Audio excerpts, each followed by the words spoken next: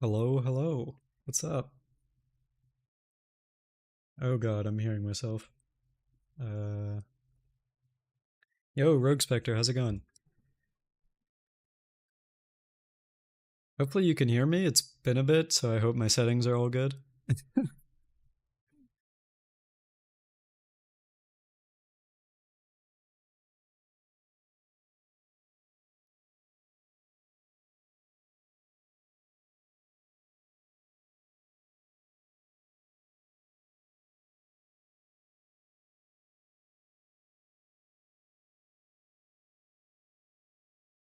Um, just to check, you actually can hear me, right? I'm not sure, so I think my settings should be fine? Question mark?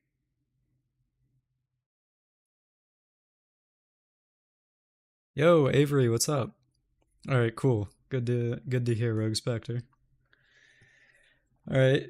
Hope you guys have all been doing pretty well. It's been a bit.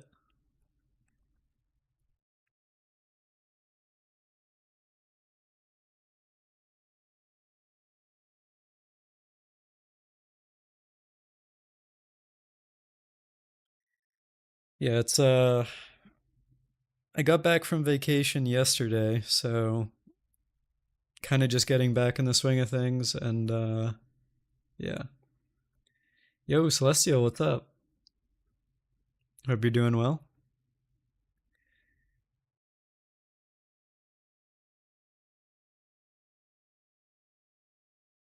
When did this happen? It just happened. Your earpods are on the verge of death. Well, as you know, I appreciate you dropping by, Avery. I appreciate that, Rogue Spectre.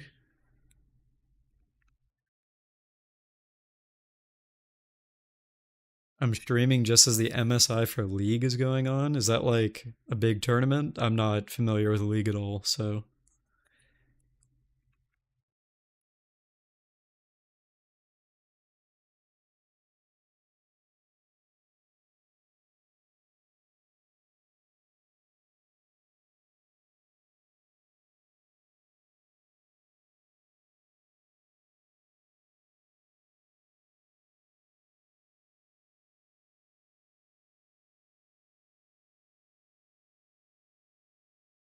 making you choose. That's funny.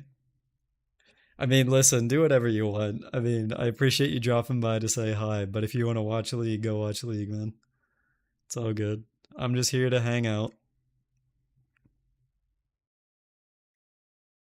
League fans scare you. I mean, there has to be something at least a little bit wrong with League players to like willingly play that game. Although then again, I did play Overwatch for a very long time, so I can't say I'm much better. I just realized game audio is muted. Let me turn that on.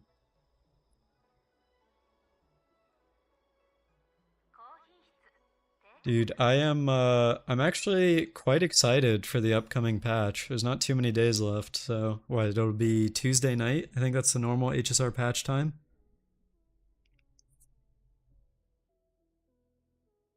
MSI is a pseudo playoff for the World Championship. Okay, I got you. Yeah, I mean, as per usual, I can't really say, or as per usual, I can't really say a large part of the reason I'm not or I'm excited is because of the Fate collab, because that is a huge part of the reason I'm excited for 3.4. But also, that doesn't actually start for like another 10 days or so? Question mark. Yo, Asian guy, what's up, dude? Hope you're doing well. Cypher's almost gone already. Yeah. There was a couple of times where I was tempted to roll for her. I think I may have done like a single pull or maybe even a multi. Nope, never mind. Wait, no. Yeah, I did a single pull. But I just ended up deciding not to go for her. I just don't think it's really necessary because I have E1 Tribby. But yeah. You want me to roll? Alright. I'll do a single roll, Rogue Spectre. That's it. That's all you get. Darn. Who could have seen this coming? Yo, Hints, how's it going, dude? Hope you've been doing well.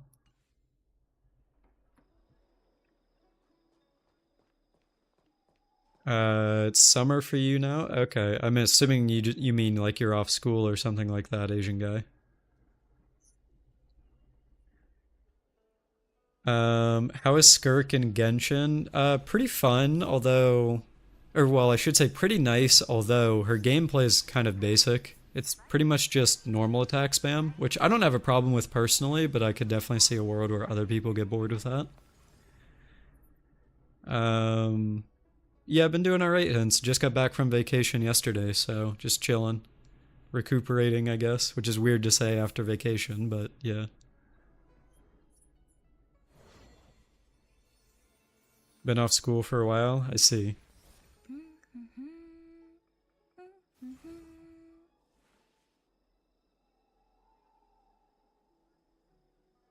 Um, Hints, there's that thing coming up. Are you gonna be there next weekend?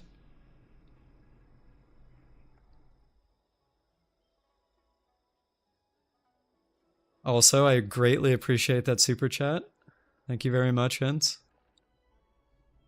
Acts as a bottom. Yeah, you forgot that in the actual message. But you know what, that works. Again, I really do appreciate that. Thank you. Yes, you'll hopefully be there. Awesome. It'd be good to see you if you can make it. For some reason, you've been playing HSR less and less. You can barely be bothered to log in right now. Um, Honestly, Doom, that's fair because there's nothing to do. Like, don't get me wrong, I really love the story this patch, and I think both of the characters, both Cypher and Hyacine previously, are really good. But like, apart from the story, there's nothing. Like, these events didn't even take that long. I like Actually, this one took like 2 or 3 hours, but this one took like under an hour. So like, there's not really a whole lot to be like super invested in with the game. Although, at least for me, I'm just looking forward to what's coming, which is the fake collab and stuff like that. You think Etheria is becoming your gotcha game right now? Dude, I've been playing that a lot myself. I did have to kind of slow down when I was on vacation because I just frankly didn't have time. I was doing other stuff, but I've been playing it quite a bit. It's funny you mentioned Overwatch because you're getting back into it. People are coming back to Overwatch and leaving Marvel Rivals. I mean, I don't know. I personally stopped playing Rivals as much as I was. Actually, well, pretty much altogether. I haven't played in like quite a while. And then I tried getting back into Overwatch for a little bit, and I couldn't. It just didn't really interest me that much. But granted, I also have played the game since it released, so like, in terms of burning out on a game, I think I'm so far beyond burned out on Overwatch. Like, I don't even know like if I could ever get interested in it again. Yo, Horizon, what's up, dude? Nice to see you. Welcome in. Oh, actually, this reminded me, looking at this event here, it is actually a crime that this event was not multiplayer. Like, being able to race your friends would have been a lot better than just facing NPCs and stuff like that. Like, it could have actually been like a Mario Kart, but instead it's just race NPCs. But yeah. Um, yeah, hope you're doing well, Horizon. Nice to see you drop in. You actually like the event? Oh, don't get me wrong, it was a fun event, Rogue Spectre. I just wish it was co-op. Like, there should have been a co-op part. I think, if I'm not mistaken, I think the bird event is I think this is coming back next patch, and this will be co-op. Candy Crush.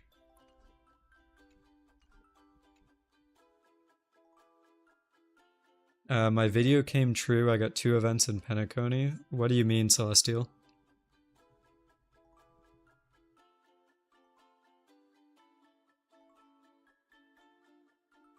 You like the Burb event? Yeah, I mean, it's alright. I mean, there's nothing... You can't really go wrong with Candy Crush, so...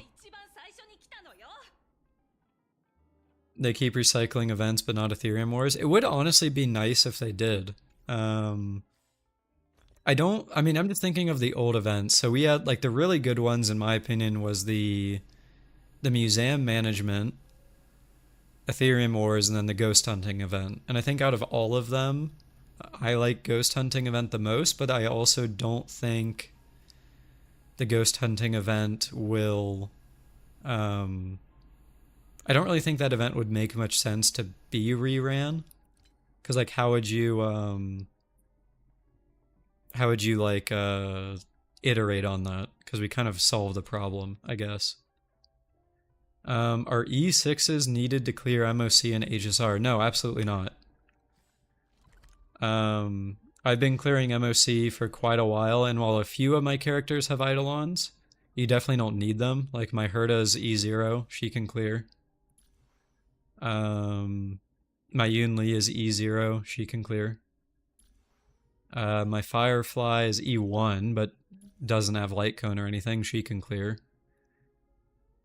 If you're talking older characters, yeah, you'll definitely need more investment. Like, if you want to clear with a ratio, it's going to be a lot harder if you don't have, like, his light cone, for example. But I wouldn't say it's, like, necessary to get even remotely close to an E6.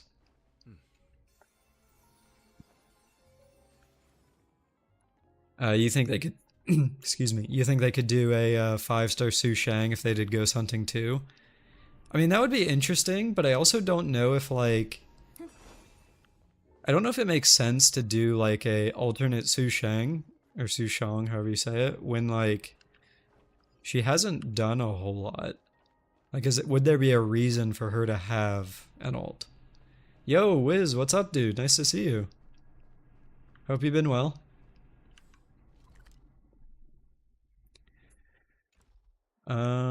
I think I have to... I think I still have to farm more materials for Saber, her boss materials. I have archers farmed, because supposedly you get enough to, oh no, I think I need to do one more of these. Supposedly you get enough to level 60 archer. But I definitely have not farmed enough. Yeah, I have not. I've not farmed enough of the ones you need for Saber. So I'll just spend my resin on that, and then I'll probably jump into endgame. I've missed the last 2 resets, so I haven't done Pure Fiction, and then I also haven't done the recent MoC, so hopefully it's not too bad.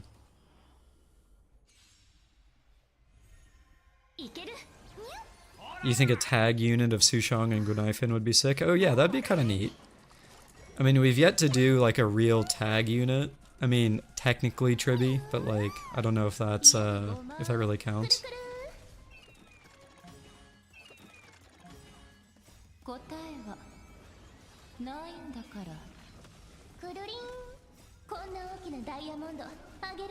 You think the new MoC is pretty brutal? I saw there was Hule, I think, but I don't know... And then what is it? What's the other half? Like the Swarm or something?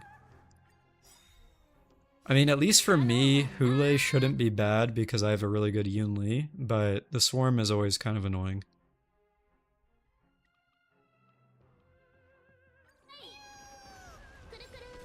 How did you guys fare in the MoC?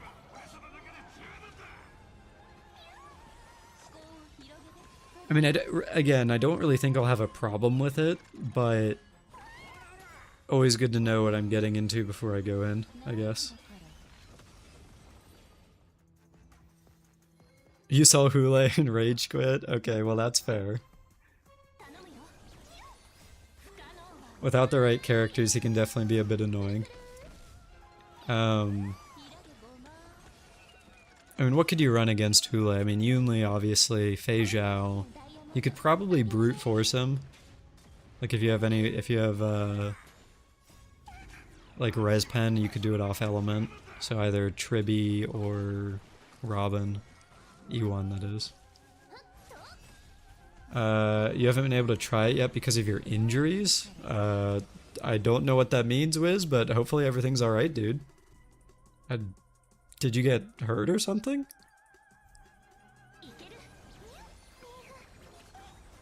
You got a 20 cycle because of Hule. Holy shit. Okay, well hopefully it's not that bad for me.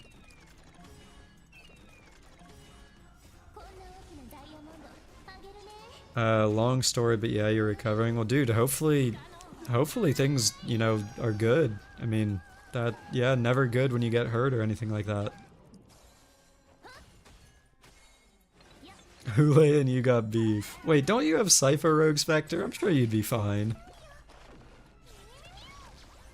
Like, run Fei Zhao Cypher or something like that. I think you'd be good.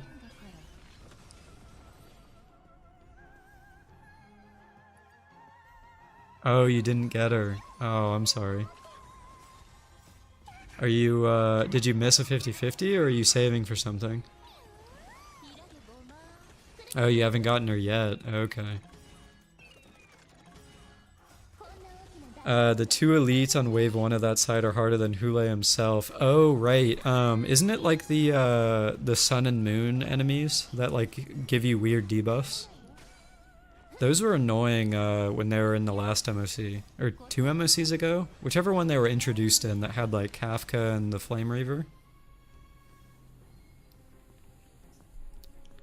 You're 56 pity in. I mean, there's a chance. I mean, you have a couple days left, but I don't know. Hopefully you get her in time if you really want a Rogue Spectre. No physical DPS in your account is hurting you. I mean, I guess the good thing, Glue, is that there's another one releasing next patch if you're going for them. I don't know if you were planning on rolling for Finon, but I highly doubt he would have a problem clearing Hule.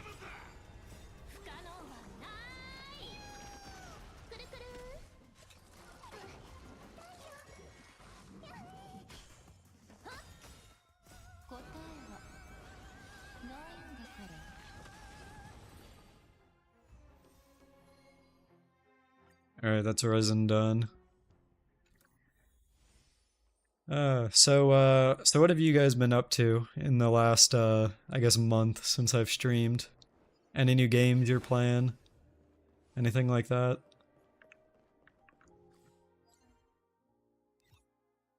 Bringer earlier said he was doing, Etheria. And I've been playing that a bit myself, but... Oh, you're going all in for Finon? Well, good luck. Hopefully you get him. Are you going for, like, any constellations or Zlightcone or anything? Or are you, just going for one copy? You've been playing StarCraft with your friend? Okay. Yeah, I saw you mentioned earlier, Rogue Spectre, you finished up, like, the campaign or something?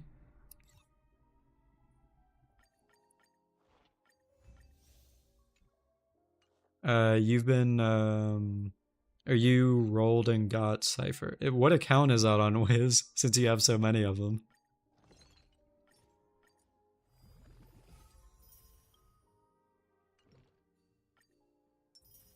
Oh, you got her on all 3. Okay.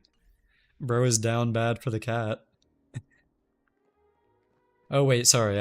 I read all 3 as if that came from Wiz. Never mind. So you finished all 3 of the main StarCraft games. Gotcha. And Wiz, you just got Cypher on your main. None of the alts or anything like that?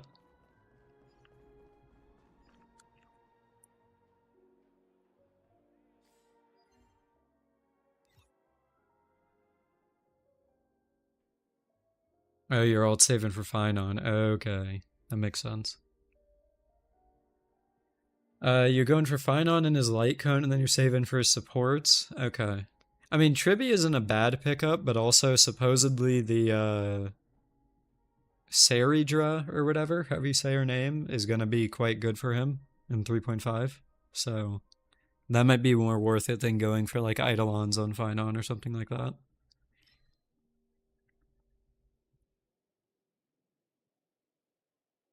Yo, Jerry, what's up, dude? You got about 100 pulls for Saber and Finon.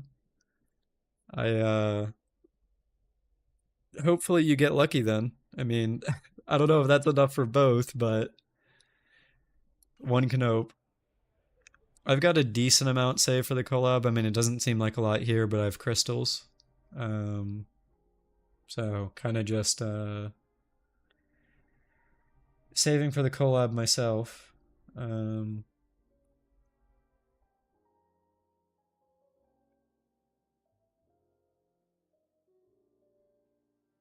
Good luck pulling in 3.4. Yeah, I mean, everyone. Hopefully everyone gets lucky pulling. I wish you all 150/50s and doubles on your rolls and everything else. All right. What to do first? Should I do pure fiction first or MoC first? What do you guys think?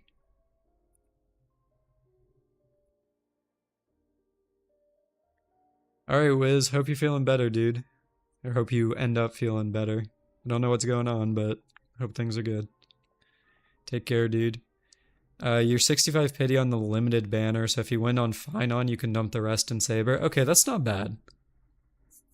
Yeah, I mean, if you have pity carried over, that's not too bad at all. Then, Jerry, do pure fiction because I've heard it out on field. All right, will do.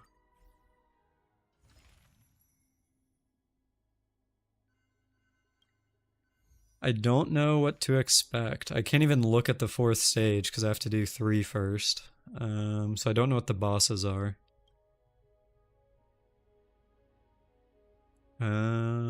Let's see. First half, I could probably just run Blade. Or no, that's second half. Yeah, second half I could run Blade. First half, Acheron? Let's see.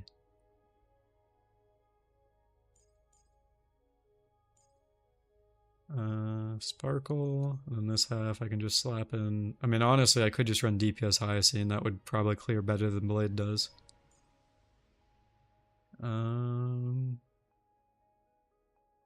Maybe I'll do that on the fourth stage. I'll go for Blade here.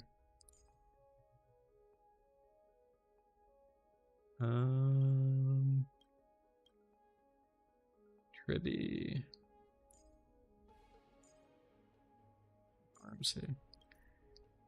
Speaking of Blade, if I pull in his rerun banner, do you win Blade or do you lose? I guess we'll never know. Am I gonna try pulling for Finon or go all in on Saber? Let's see. So my original plan was we were getting Archer for free, and then I was gonna roll for Archer's Light Cone, Saber, and Saber's Light Cone, and then I was just gonna see how many rolls I have. But now that Archer's Light Cone is free as well, I'm planning on getting Saber and her Light Cone obviously first, and then after that, I'll decide whether or not I want to go for Eidolons on them, or maybe go for a rerun, like Sunday, for example, because I don't own Sunday. So I do not plan on pulling Finon though. I will basically it'll either be the collab or it'll be a rerun. How do I feel about the buffed units? I mean, all of them seem pretty good. Kafka's basically a Harmony unit now. Blade got pretty sizable buffs. He's going to be comparable to My Day. Silverwolf is now an extremely good support. If I didn't have E1 Tribby, I would probably go for her. And then the only one that I think is kind of meh would be Jing Liu, but like she still gets a buff. It's just not as good as I would have liked it to be. Mostly because like strictly damage wise, ignoring like how often she's in state and stuff like that, the damage numbers that you will see are basically going to be identical to what you can get now, maybe like a little bit better. But she has more consistent damage, so overall she will be stronger than she was. It's just not what I would have really liked to see from her. And I'm still not a huge fan of the fact that you have to refarm gear for her. But that's a whole other thing. And get new teammates, that's another whole other thing. The Archer Light Cone drama, yeah, I still don't understand that. Like, it's basically just a bonus for people that were already rolling the collab. I mean, that's all it is. You're gonna hop off? Alright, dudes. Thanks for dropping by, Asian guy. Take care, dude.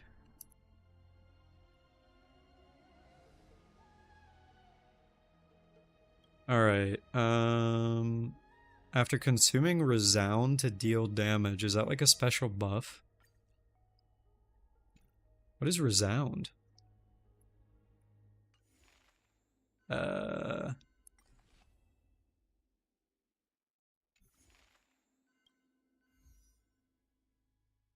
Good day to already have Silverwolf time to get her off the bench? Yeah, definitely. Does anyone know what this is? After consuming Resound, increases all allies' damage. Like, it doesn't say Resound, like, literally anywhere. You don't even know what it is? Okay. Glad I'm not alone.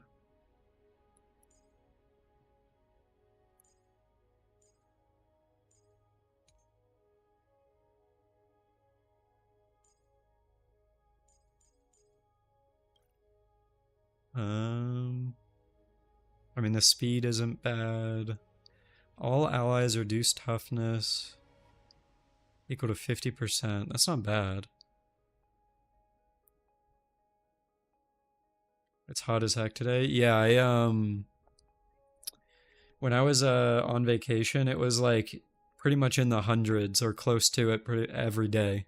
So, yeah, I feel that. Back home where I'm at, it's not too bad.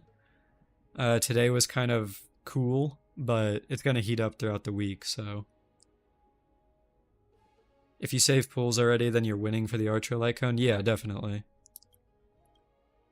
For me, because I have been saving, I'm chilling, but I mean, I don't know. Like, I kind of get why people are annoyed. Because it wasn't announced until the live stream. Like, it would have been nice if that was announced earlier. But at the same time, I said this in Discord, and I'll say it again here. If you weren't going to go for the light cone before, and now because it's 200 rolls to get it for quote-unquote free, and you want to get it now, like, you didn't actually want it, you're just, like, addicted to gambling. Like, there's a huge difference. I don't know. I'm not a huge fan, or I don't know if I really like the idea of, like, people being upset over something that is free, basically. And again, like, if you really want the light cone that badly, you can roll for it. Like, if you really, really desperately want that light cone, and you don't care about rolling for Saber, or you don't care about rolling for her light cone, or even any of the reruns, you can literally roll on the light cone banner for Archer, and it'll be cheaper than it is to actually hit 200 rolls. So, like, I don't see the issue. I genuinely don't. But people are, I don't know, people always look to cause drama with shit. And, like, this is one case where I just don't see the validity of it. So, I don't know. That's just me, though. I mean, obviously, other people will think differently. The collab units will probably last till the end of the year. So, what's interesting to me about the collab is that they showed off Lancer. And if you guys don't know who Lancer is, that is a... Hold on. Lancer... Fate collab... HSR. Hold on, let me pull this up on Reddit.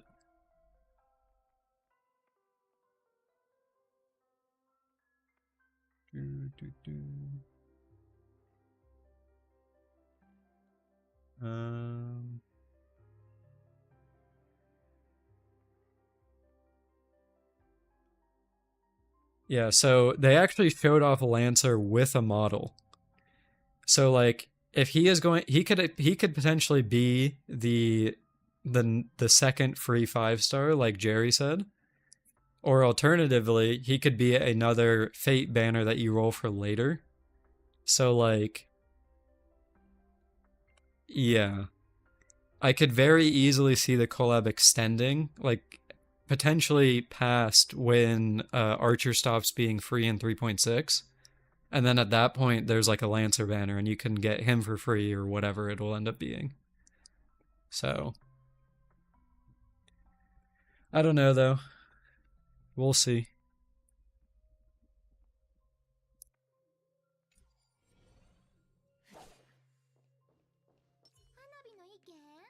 You got called a shill because you said the light cone drama was being overblown. I mean, that's just gotcha tribalism in a nutshell, Rogue Spectre. I guarantee you, at least someone who said, or the people that are thinking that don't exactly have good intentions. So, I can kind of get why people might say that, but that doesn't mean it's like, you know, true. Apparently people can't have an opinion, yeah. It's a bit ridiculous. I mean, like I said, it's just gotcha tribalism. Like, my gotcha is better than yours because I have this predatory practice and it's slightly better than your predatory practice and your gotcha. It's like, don't you realize it's still a predatory practice at the end of the day? Like, come on, man.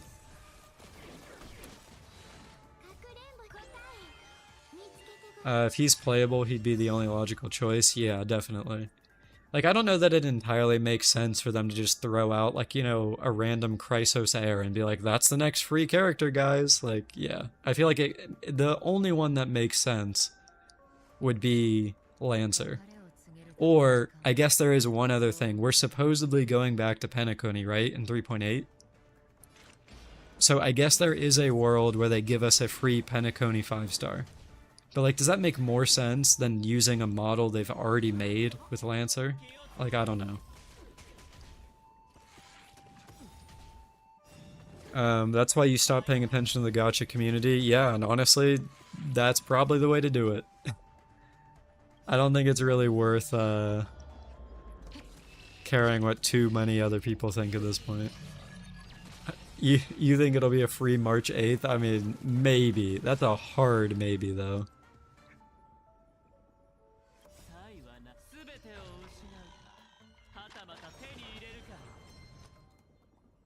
Do I think the next free 5-star will also be a hunt? I guess, so the ones so far have been, we have Ratio and then we have Archer. Okay, so in a world where the next free 5-star is a Lancer, it could be Hunt. Because if we take inspiration from the actual Fate gacha game, FGO, he is a single target damage dealer in that game. So it kind of makes sense. But also, he does have area of effect attacks, like in his lore as a character. So it is possible that he could be Destruction or Erudition or whatever. Now, if it's not Lancer, then, you know, it could be literally anything. We could get an Abundance character. Who knows, right? It could be Remembrance March, and Remembrance March is the free character. I mean, if they want to be cheap as cheap as possible, then yeah, it'll be Hunt, because Hunt is such like a limited path. Like, you can't really have a Hunt character doing anything more than single target damage, realistically. So it could, if they want to be cheap, then yeah, it could definitely be a third free Hunt character, but I think they have options. Like, it doesn't have to be a Hunt character.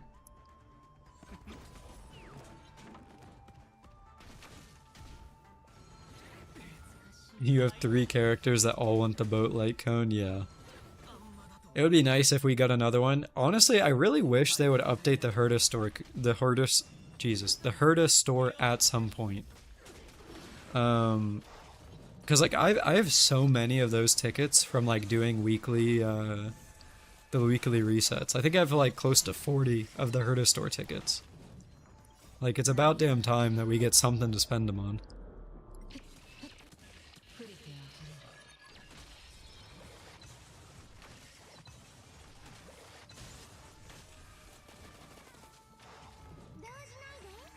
Oops, I just realized I left it on auto.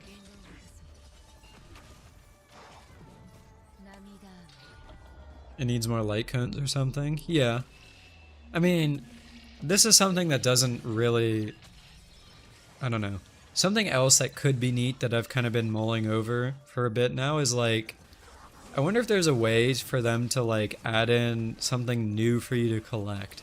Not like a light cone or a character, but like, I wonder if there was a way to do, like, a module system, and then that could be something you get through the Herta store. where it's like, oh, you get a module where now you plug that into your Acheron, for example, and then your Acheron does, like, apply shock damage, as an example. But that would obviously require new game systems and stuff like that, so I don't know. Oh, the class score system from FGO? Yeah, that would be kind of neat. Like, they could use it as a way to give small buffs to your characters as well. Is your Acheron E2? Yeah, she is. I got her E2 on her first run. When was that? Way back in 2.1? Collectibles for the Trailblazers room would be cool. Well, it could also be, if they want to take notes from ZZZ, it could also be cosmetics for the Trailblazer. Like, imagine you can spend your Herder store tickets on, like, letting your Trailblazer wear their Harmony hat in, like, in any scenario instead of just as a Harmony unit. Like, it's already there, they could do it. Welcome back, Avery, nice to see you.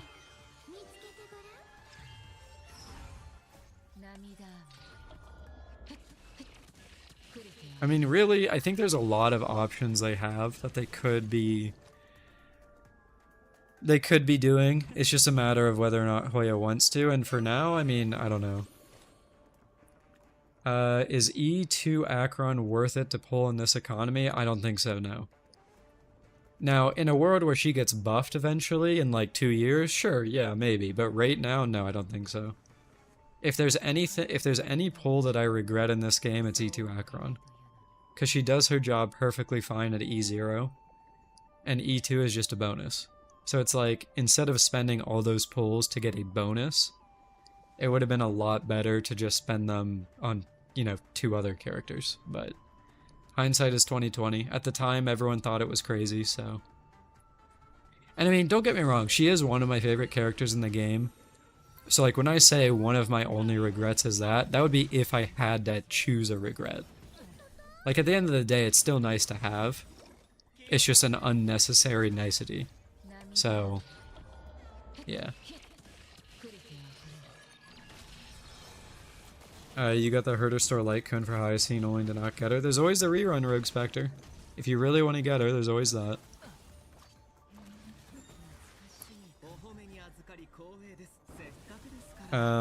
Personally, I think it would be worth picking up on a rerun. Especially if you have any HP characters, like if you're a Blade fan, if you're a Jing Liu fan, if you're a Maide fan, Castoris, anything. Saving for a rerun would not be bad. You have friends that swear by E2, they still use her in all 3 endgames. I mean, the thing is, Fez, is that her E2... When I say it's not necessary, I mean it is legitimately not necessary, because running a Harmony unit is usually better than running 2 Nihility. Now that's changed now, because you can run like Cypher plus Jiao Cho, for example. But like, something like that isn't necessary. Like, if you can clear all content in the game running a Jiao Cho and Acheron, either Aventurine, Hyacine, or Gallagher, and then some random Harmony like Robin or whatever, then it doesn't really matter. What Harmony do you usually run with Acheron? Because I have E2, I usually run Sparkle, but if you do not have Sparkle, then Robin works fine. You can also run Sunday. I don't have Sunday personally, so honestly Sunday might be better than Sparkle is, but I just don't know because I don't have him.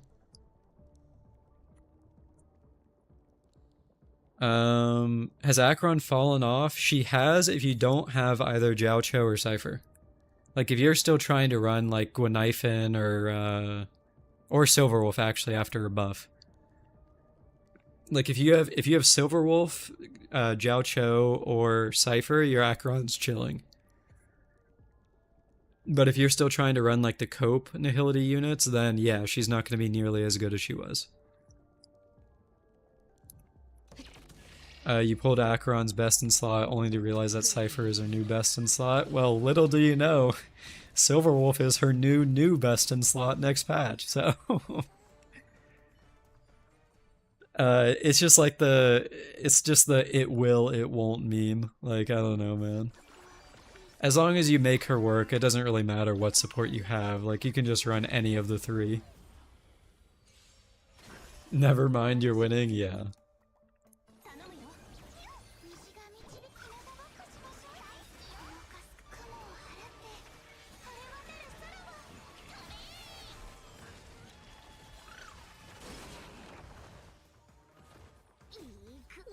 That makes sense. Sort of like you'd rather have 2 or 3 of the Acheron supports over the extra 2 Eidolons. Absolutely, yeah.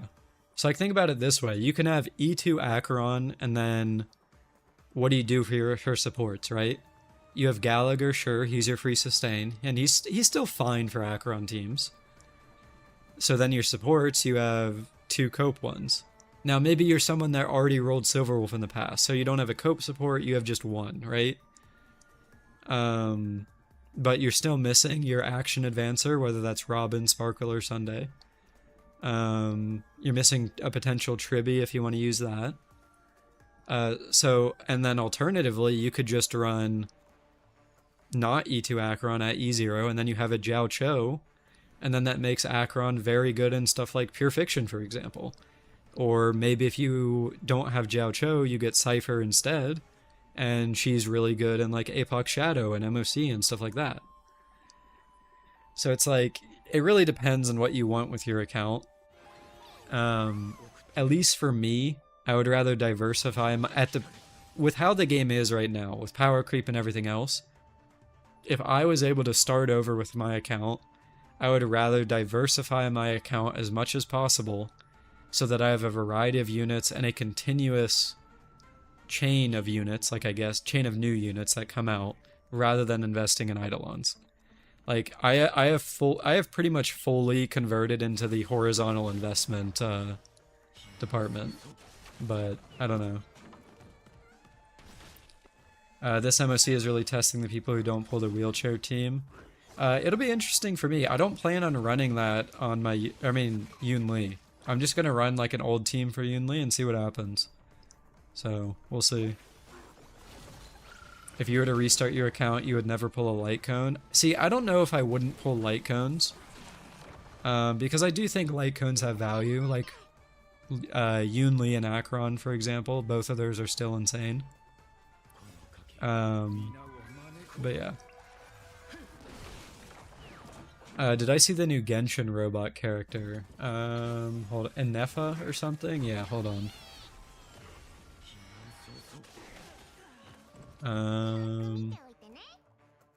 This character.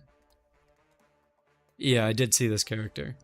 I don't know if I like the design of this character. I'm gonna be straight honest with you. Like, if there has ever been an easy skip in Genshin for me, this would be that character. Which is kind of a shame because she supposedly has a new reaction. But this design just doesn't do anything for me. Now granted, if she has a good voice, a good personality, that kind of stuff, then sure, I'd be down to roll for her. But just on design alone, I'm kind of like, I'm good. Optimus Prime looking character? You don't gotta do her like that, Jerry, goddamn.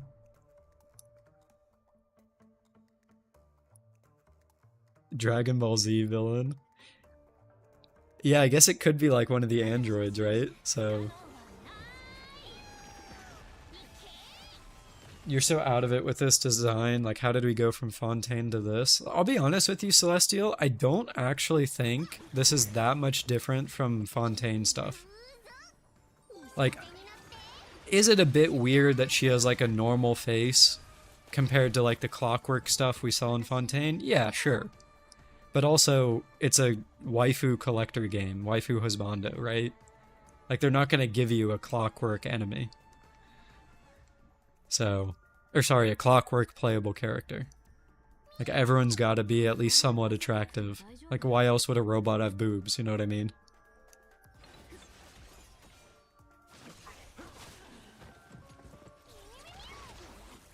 You got Skirk, then dipped. You might come back eventually. I'm just kind of casually playing at the moment.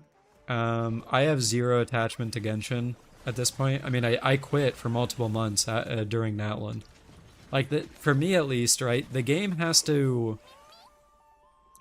at this point has to give me a reason to play. And Natlan, for me, is absolutely not a reason to play. I do not enjoy Natlan. I think it is the worst region they have ever put into the game, even worse than Sumeru. And they need to do better in Nod Cry, which is upcoming. So if Nod Cry is good, I am all for getting back into the game. Like, I still love Genshin, or at least I love what Genshin was. But I do not love what Natlan currently is, and they essentially need to win back my trust for me to get invested in the game again. But that's just me, that's just my opinion, so... You're glad you quit Genshin after 4 years, screaming as you log into HSR? Out of curiosity, Glue, do you play ZZZ? Or are you just a HSR and ex-Genshin player?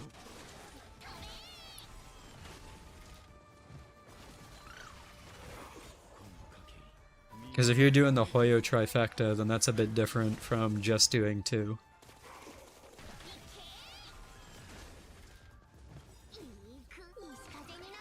You still think Inazuma was the worst? I mean... I have a love-hate relationship with Inazuma. Because when Inazuma was releasing is when I was probably the most hyped for Genshin, apart from when it launched. Like, I still remember to this day, me and a buddy, like, taking off work and, like, getting up at 7 a.m. to... No, it was like 6:30 a.m., I think, to watch the 2.0 live stream for Inazuma. Like, it's like a core memory for me, because it was just like, we were so hyped about the game and just excited for it. And that excitement continued for quite a while. But I will say, looking back on Inazuma, the story had glaring problems that I kind of just ignored at the time because I was just enjoying the game. So when I say I have a love-hate relationship, I look back on that time in the game with a lot of nostalgia, but I also look back on it realizing it wasn't perfect. So, like, it is what it is. I think overall my favorite time period in Genshin was definitely Dragonspine. I freaking love Dragonspine, dude. But yeah. You're in a minority where you still enjoy Genshin the most. You couldn't get into ZZZ because you didn't enjoy the story or gameplay, and you prefer FGO over HSR. That's fair, honestly. For me, let's see, what gachas am I playing right now? So all the gachas I'm playing right now, I'm playing the 3 Hoyo games, I'm playing Wuwa, I'm playing FGO, and then I'm playing Etheria Restart. Out of all of them, if I was able to exclude Natlan, Genshin would still easily be my favorite. But I can't exclude Natlan, so that's definitely dropped. So currently I would probably say ZZZ is my favorite, followed by probably FGO, then HSR, then Wuwa, then Genshin, then Etheria. I think that's probably the order I would do. But again, Genshin could rebound heavily if Nod Cry is good, it's just I'm currently not enjoying it. So, like, I still have I still have a ton of love for that game. They just need to work on Natlan, on not doing Natlan again, basically, for me. And everyone will be different, right? Like, if you're enjoying Genshin still, all the power to you. I just realized that for me, Natlan wasn't it, and I hope they turn it around. But we'll see. So...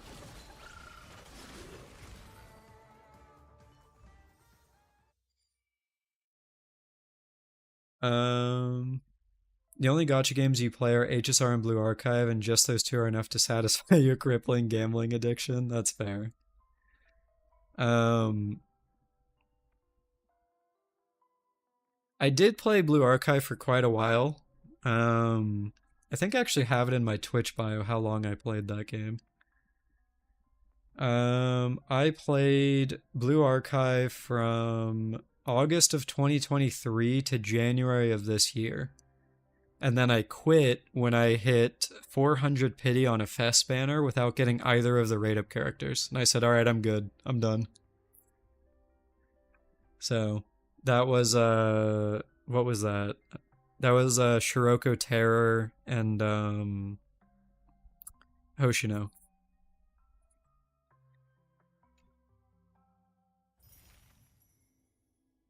Um, you think ZZZ is the best? Yeah, I mean, honestly, I will say I am not enjoying their version of the management sim for the Suibon Temple. But other than that, I'm enjoying ZZZ the most right now. Arknights is the best gacha game. Out of every gacha game I've ever played, I 100% agree, Pinkumi. Um, Not to self-shill here, but I did actually make a video on that, so feel free to go watch that. It was I think I called it Arknights is the best gacha I stopped playing.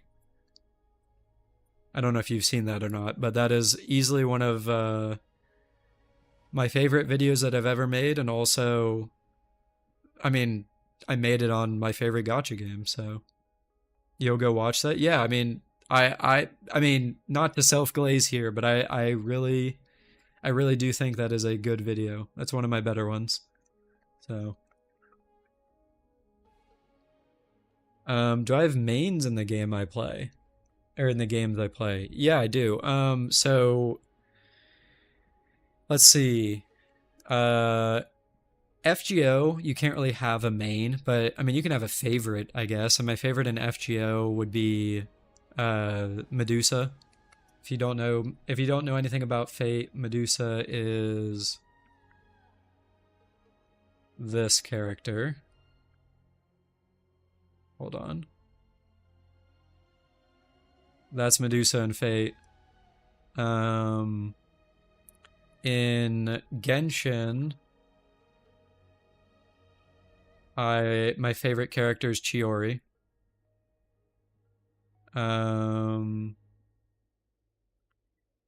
In ZZZ, who would be my favorite character? Ellen. Ellen would definitely be my favorite in ZZZ.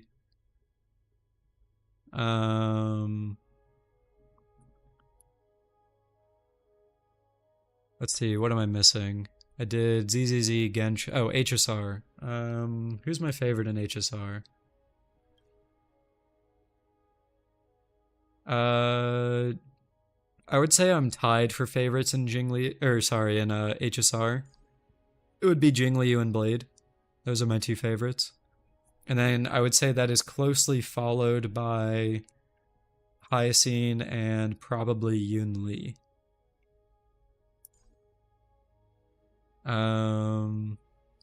What else am I missing? So that was, and then in Wuwa, let's see. Who is my main in Wuwa?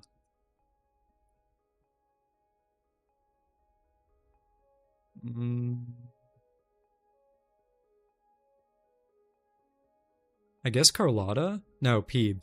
Peeb, definitely Peeb.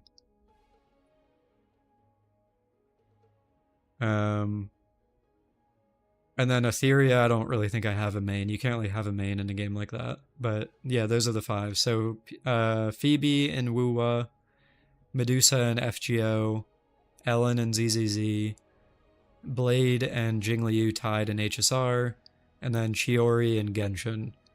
So, you think I have a type? What would you say my type is? I mean, I think they're all fairly different. I mean, Jingliu and Blade, I guess, are edgy, right? But I don't really consider like a character like Hyacine even remotely close to them. Chiori and Ellen, I would say, are kind of similar, I guess, but I don't think they're similar to Blade or Jingliu. But yeah. If you could E6 a character right now, it would be fine on. Oh, you're that much of a fan. Okay. I did not expect that.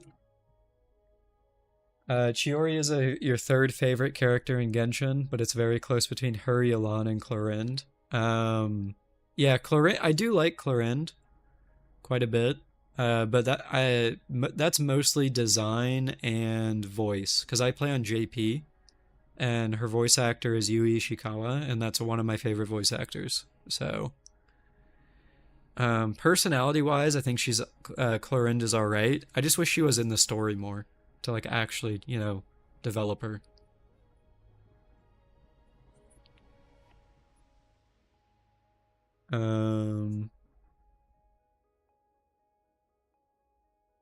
If you could E6 any character, it would probably be Silverwolf. I see. Wait, hold on. I just looked at the enemy. So there's a swarm in Pure Fiction, and then the swarm is also in MoC. That's kind of lame. I don't even know what I should run here.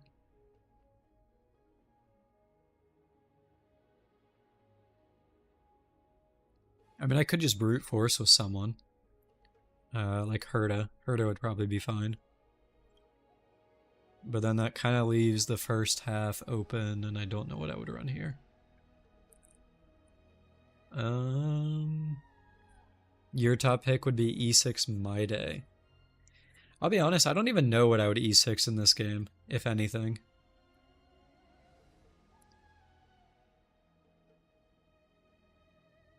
I mean, I guess I could just go for a favorite, like Jingliu or whatever, but yeah. I don't actually know what her Eidolons are changing to with her rework. Hopefully it's better than what it is now.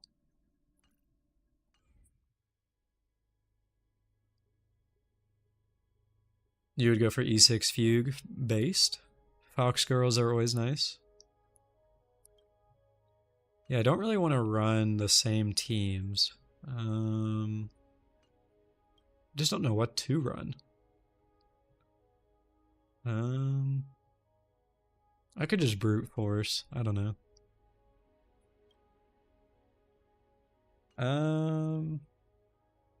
I feel like this one makes more sense to do. I want to run DPS Hyacine, I think. So let's do. I think I'll do that on this half.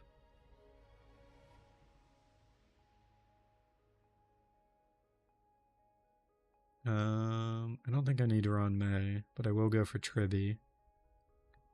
So I could do Robin here. And then on the top half, we go RMC. Whoa. I think this works. This should be fine.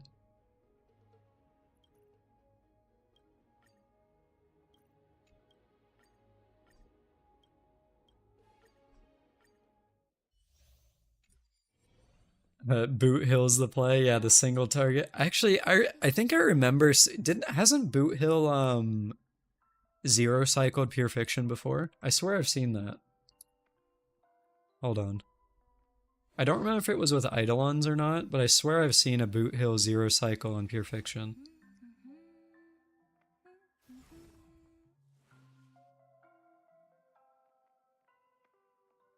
Yeah. Hold on. Now, granted, this was probably with, like, perfect artifacts and stuff like that, but it does exist. That's with an E0 as well.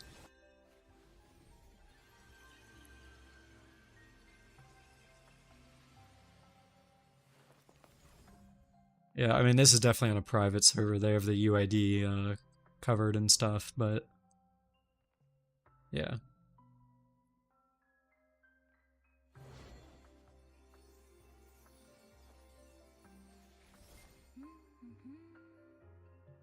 But yeah, barely zero cycled. I mean, this was 5 months ago, so I don't even know if that's possible anymore, but it used to be. Thanks for dropping by, Glue. Nice to see you. Thanks for hanging out.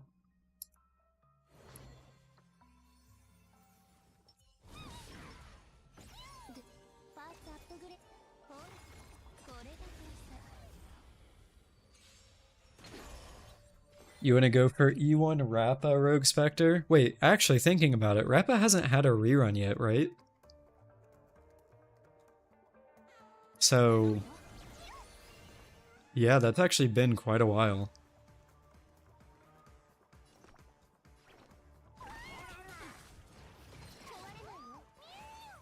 She was released in what, 2.6, and then it was 2.7, 3.0, 3.1, 3.2, 3.3, and we're going into 3.4. Yeah, that's 6 patches without a rerun. Holy.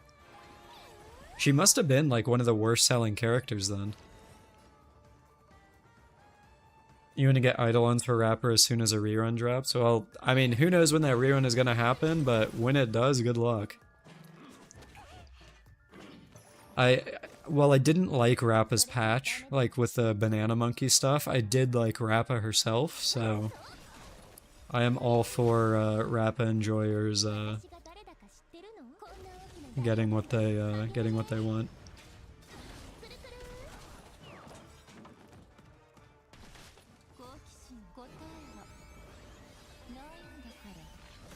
She probably hasn't gotten a rerun because no one pulled for her when Firefly was still good. Yeah, I mean, honestly, talk about a fall off. Holy.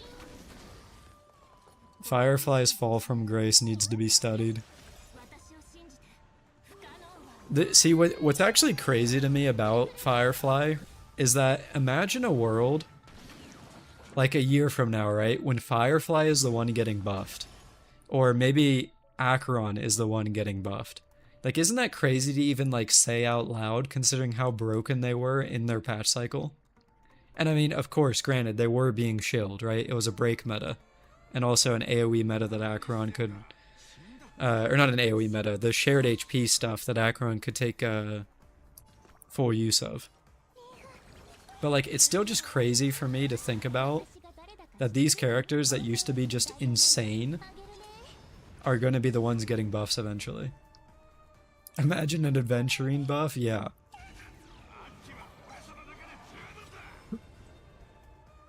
Excuse me.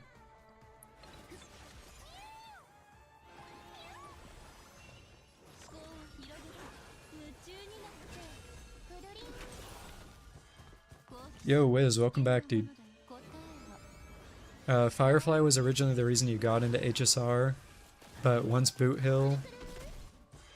you got Boot Hill, Firefly's been permabenched. Yeah, I'll be honest, I haven't used Firefly in, probably since 2.7, when I got Fugue.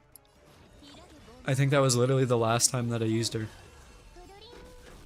Because, like, I got Fugue partially because Fox Girl, and I like that, but, also so that I could use RMC in 3.0.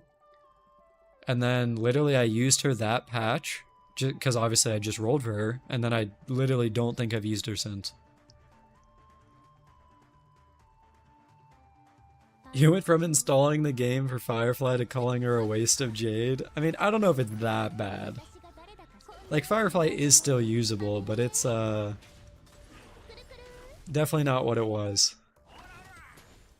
Seeing Break Fall hurt since it was your favorite thing in HSR? Yeah, I mean, I'm guilty myself of like previously thinking it was like it was gonna be this crazy thing. I mean, hell, if we go back in my videos, hold on. One of my most popular videos is talking about how Super Break was a mistake because it was easy access to damage. And now, granted, the premise of that video isn't wrong. Because Super Break was so good, things had to be better than it. But the fact that I used to call it, like, insane, and now it's just kind of mid, it's like, Jesus.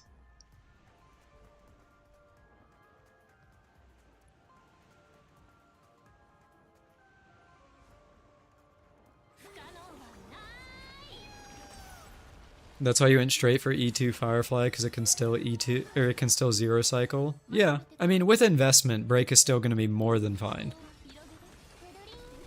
It's just the lower investment Fireflies that are definitely falling off in comparison to stuff like Rappa.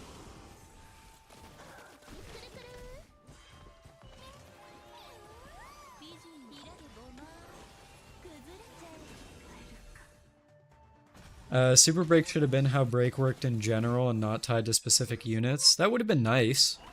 I mean, I really do wish that this game had a larger focus on game mechanics rather than character mechanics. But obviously that's a design decision by Hoyo because it makes them money, so...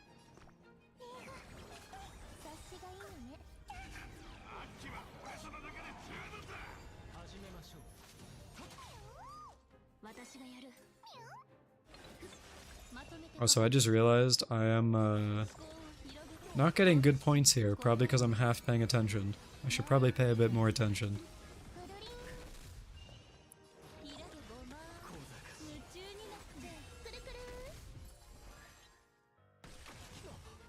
Hopefully I get 30k. There's no reason a team like this wouldn't be able to, it's just a matter of whether or not I pay attention enough and stop reading chat.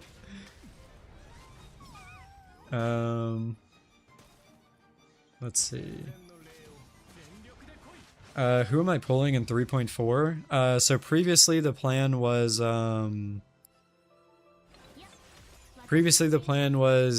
Archer Light Cone because he was free, and then Saber and her Light Cone, but now that Archer Light Cone is free too, my plan is probably going to be Saber, Saber's Light Cone, and then potentially Sunday.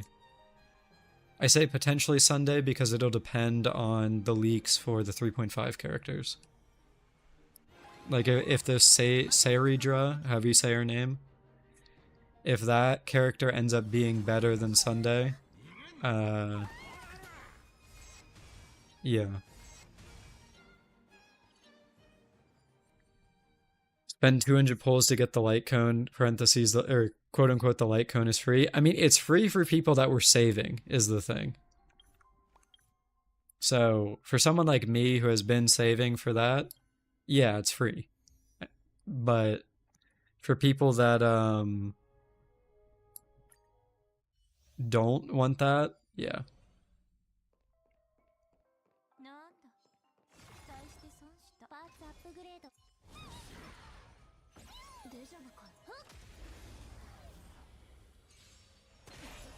I mean, I don't know. I was talking about the light cone excuse me. I was talking about the light cone situation a little bit earlier, Zeka. I really don't think it's that big of a deal. 'Cause like, if you are someone that all of a sudden wants to get the light cone just because it's free, well, quote unquote free, like, does that really mean that you want the light cone, or does that mean that you just want to roll? You know what I mean? Like, the only people that, like for someone like me that was already going to go for the Fate Collab stuff, it's just a bonus. So it's like, it doesn't make sense to me that people are like, oh my god, it's such a big issue that this is 200 rolls, because most people weren't even going to go for that anyway. And if you are that desperate for the light cone, it's literally cheaper to roll for the light cone itself than it is to roll 200 times. So, I don't know. Logically, to me, it doesn't make that much sense, but yeah.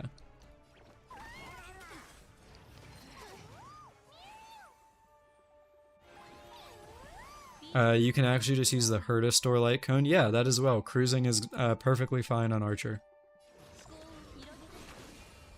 If you're lucky, all you need is one pull. That's funny.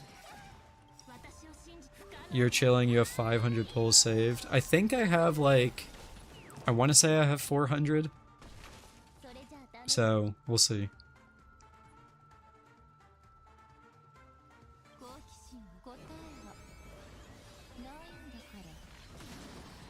You're not even that miffed about the 200 pulls thing and all? You just find it amusing that people call it free when it still needs to be rolled for. That's fair. I definitely get that. It's just the way I'm looking at it, basically. It's free for people that were already going for it. Because, like, realistically, what's the difference between going for Archer and his light cone or Saber and her light cone? It's just like you go for something else and you get what you were going for originally. Like if my plan was get the light cone, Now instead of getting the light cone, I can go for a rerun that I would have potentially been skipping. So, I don't know. Like, in my head, that's technically free, but I can also see the argument that it's not really. So, you think it's just way too overblown? Oh, I agree, Rogue Spectre. It's really not that serious. It isn't. But there are people that will make it seem like it's the biggest issue in the world, so...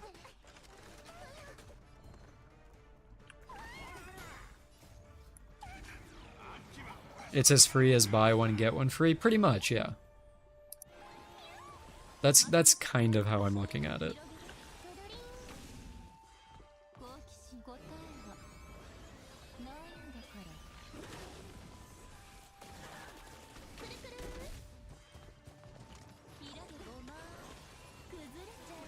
You see it more or less like that because you were already planning on E1 S1 Archer and E0 S1 Saber, so it saves you a lot. Yeah, I mean, that's nice. Even other CCs are making it bigger than it is. I mean, okay, let's be honest for a moment here.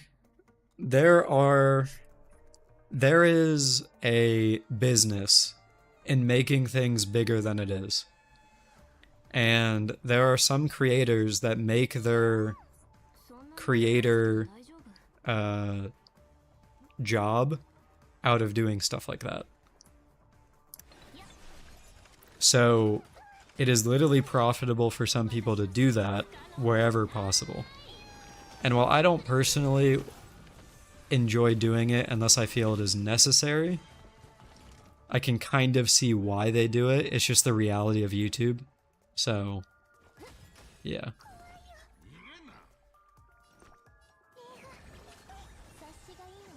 That is unfortunately just how it be sometimes.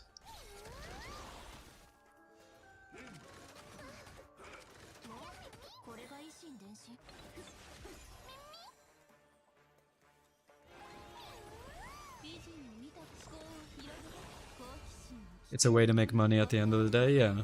It still sucks regardless, though. 100% Rogue Spectre. I mean, it would be nice if people just made, you know, content, right? But it's a lot easier to just talk about things, and I mean, I'm guilty of that too. I've done it in the past. Like, I made more than a couple videos about the Castery stuff. And also power creep and stuff like that. So, like, I'm guilty of it too, but I also recognize, like, you know, it is content at the end of the day.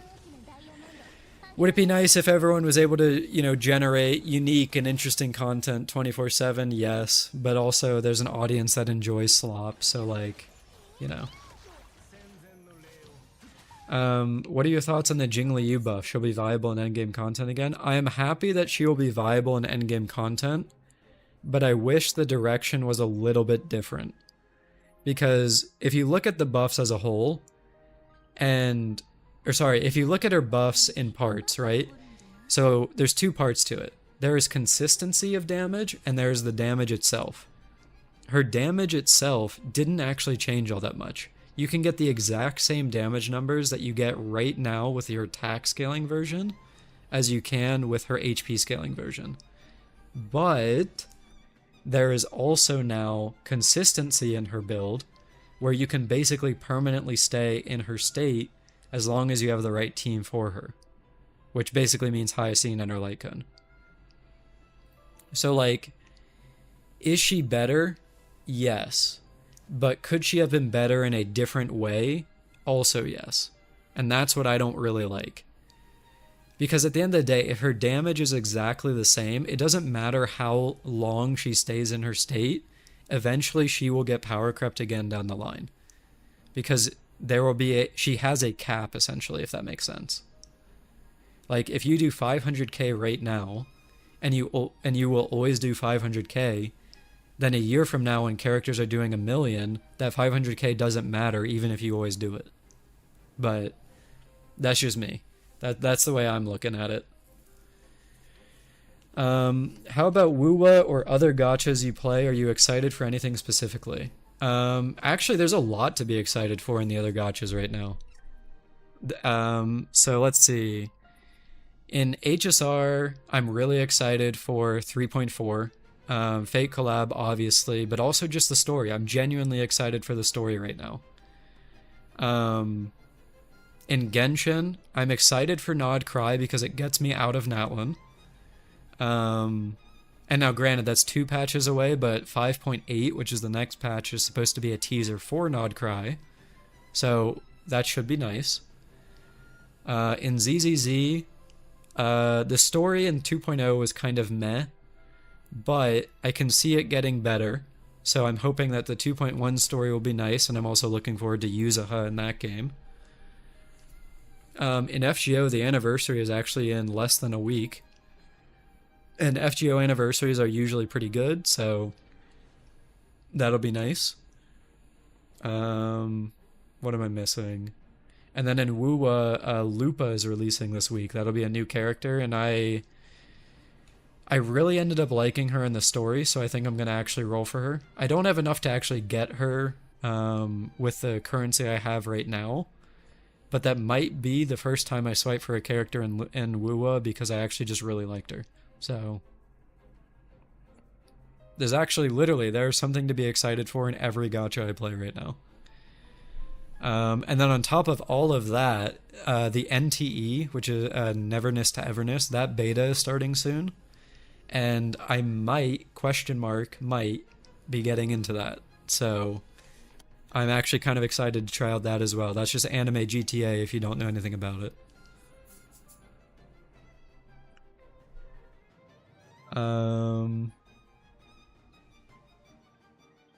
Let's see. Would you even want to run Jingliu if I have Castery, since they would be using the same teammates? So Jingliu in her current state, Jerry, is basically budget Casteris, at least to it in a certain sense.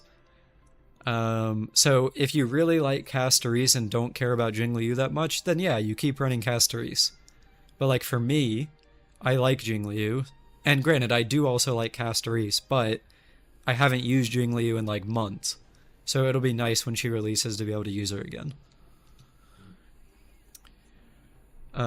We don't know how fast the buffs will come from now on. Yeah, Golden Ratio, I really do wish they announced the next set literally at the 3.4 live stream. They should have, in my opinion, they should have literally said, here's the buffs that are coming in 3.4, and in this patch, whether that was 3.5, 3.6, or whatever, this will be when the next patch is. And that way we know what to look forward to. Because, like, while I am looking forward to the collab and I am looking forward to the story, not everyone will be like me, right? So people need something to look forward to. So if you're someone that doesn't give a shit about the story, right? Like maybe you're someone that wants to skip the story because we're getting a skip button. If you have something to look forward to, which will be like, hey, my favorite character, Argenti, is getting buffed, then that could be a reason for people to play in the future. Or continue to play going forward, rather. Whereas currently, that player may not have a reason, and they may just quit. Something that I've always loved that FGO does is whenever they do buffs for their characters, they announce it in advance, and they also keep it a mystery as to who is getting buffed. They do it like through silhouettes, so they give you like a silhouette of characters, and they're like, this character is getting a buff, guess who it is. And then that creates like a sense of community where you're like, yo, this character could be getting buff, that character could be getting buff, let's talk about what it could be, this and that kind of stuff. And HSR has the opportunity to do that, but they didn't because their buffs are slow, clearly. So, who knows?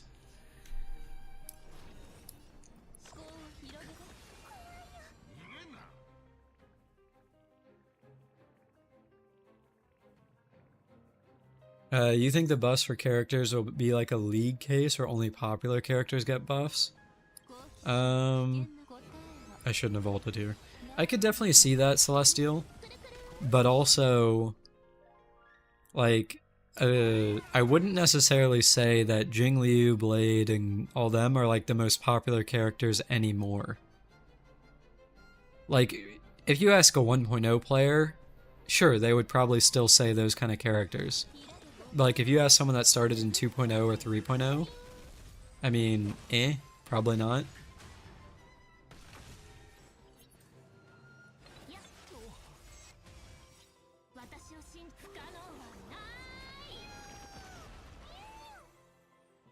Kafka just won the popularity poll like a month ago.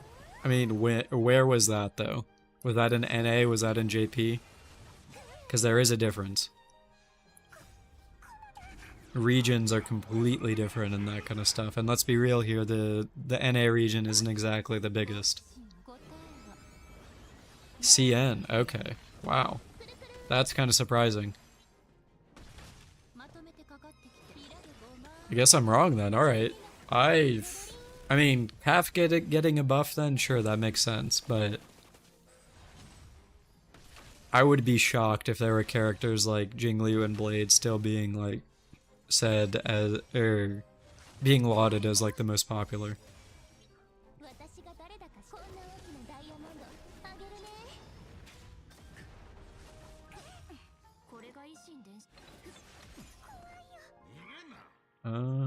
Does healing do anything for me here?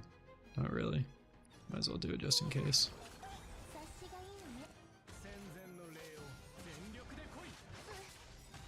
Oh, I guess I could have. No, they would have died.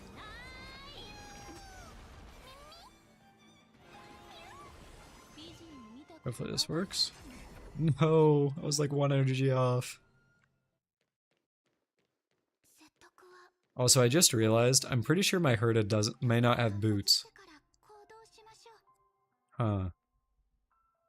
Because I was messing around with different builds. I don't know if my Herta actually has her boots equipped.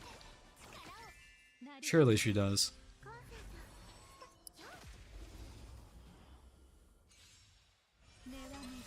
Maide was more popular than Castoris. Really? You guys need to link me this poll. Like, do you have like a list of the results somewhere? I'm curious, because I don't think I've seen this, whatever you guys are talking about.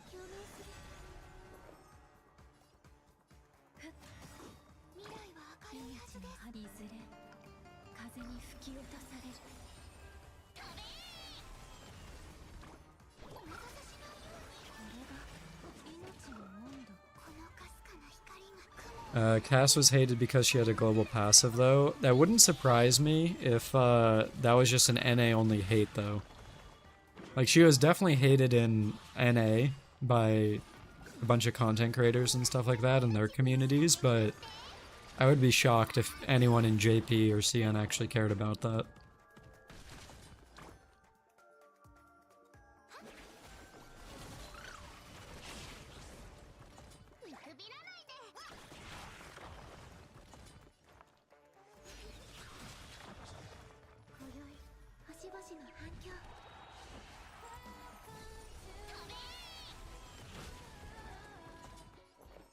You can't say you like Castoris with ending up in the Yamcha post, that's funny. I mean, I will say though, I still haven't, because of that reason, Rogue Spectre, I've still yet to use her in any kind of B-roll or on stream or anything like that, so...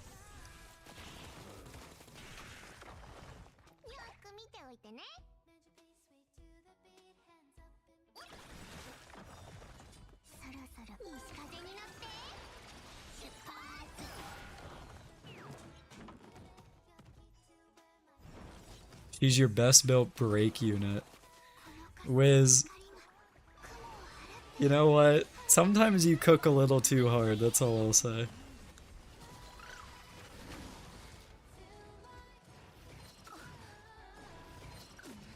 Yeah, I totally get what you mean, Rogue Spectre. I mean, I think people stopped caring now, but it still was definitely rough for a while.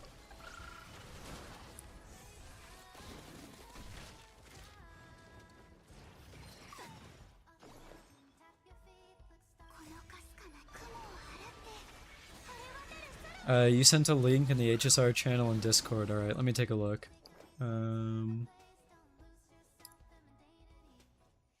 Thank you, thank you, by the way, Neophyte.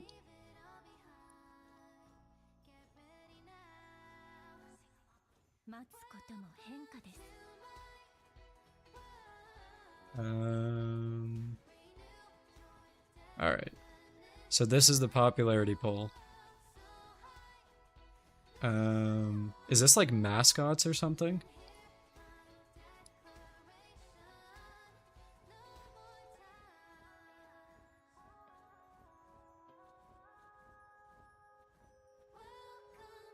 Is the CN popularity list on Reddit somewhere? Yeah, golden ratio.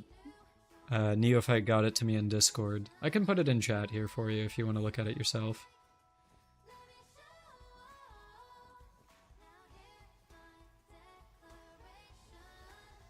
There's a link to it.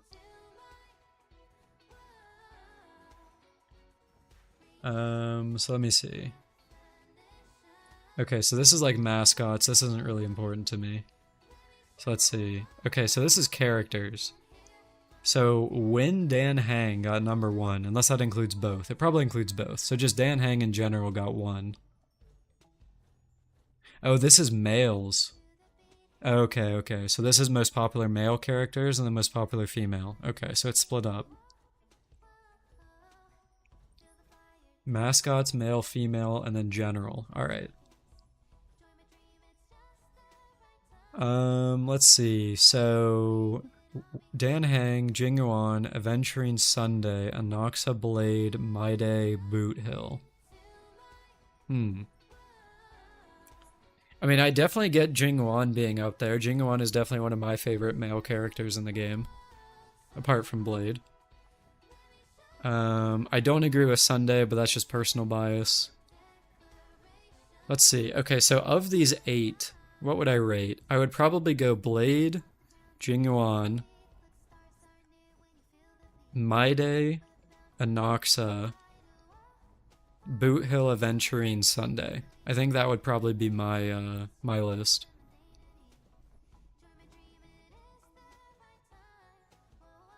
Argenti, the best male character. I do actually like Argenti quite a bit. Argenti is actually the reason I started my alternate account on the EU servers like a year ago or whatever. Or no, 2 years? Whatever patch he released is when I started it. I don't play on it anymore, but he was the reason I started that account. People were saying that Cass was going to ruin the gacha industry and all that, like they'd never seen a global passive. I mean, I definitely think it was blown out of the water. Now, don't get me wrong, I had my concerns about the global passive, and I made that known. Like, I made more than a couple videos talking about it, or mentioned it.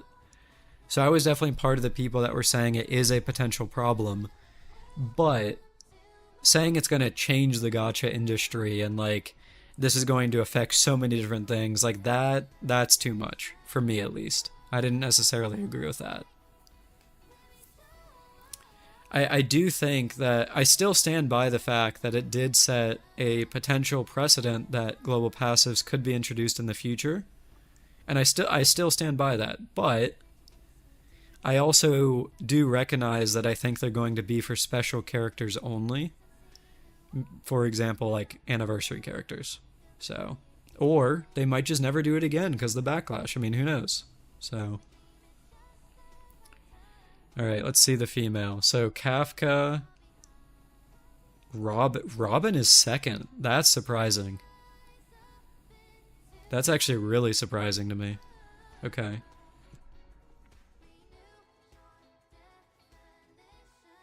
So let's see. So Kafka, Robin, Acheron, Firefly, March, Castoris.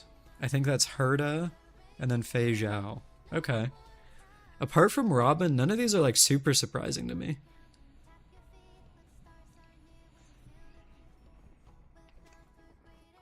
I think that's fair, Zeka. Honestly though, I just wish I said this the entire time. I have absolutely no problem with global passives as a concept. The only thing that I wish is that they were obtainable by everyone. So, for example, in the same way that you obtain the different versions of the main character, why couldn't there be something like that where you unlock a global passive by doing X content or clearing Y difficult thing or whatever? Like, to me, that makes sense. Like, you get a global buff for your account by doing something instead of you get a global buff for your account by rolling for something. But obviously they attach it to a character to give a bonus, so. Give the MC a global passive? Yeah, I mean, why not? Can we mute Robin while we're looking at this? Okay, sorry. Hold on, hold on. I think if I go into the pause menu, it mutes it. That's my bad.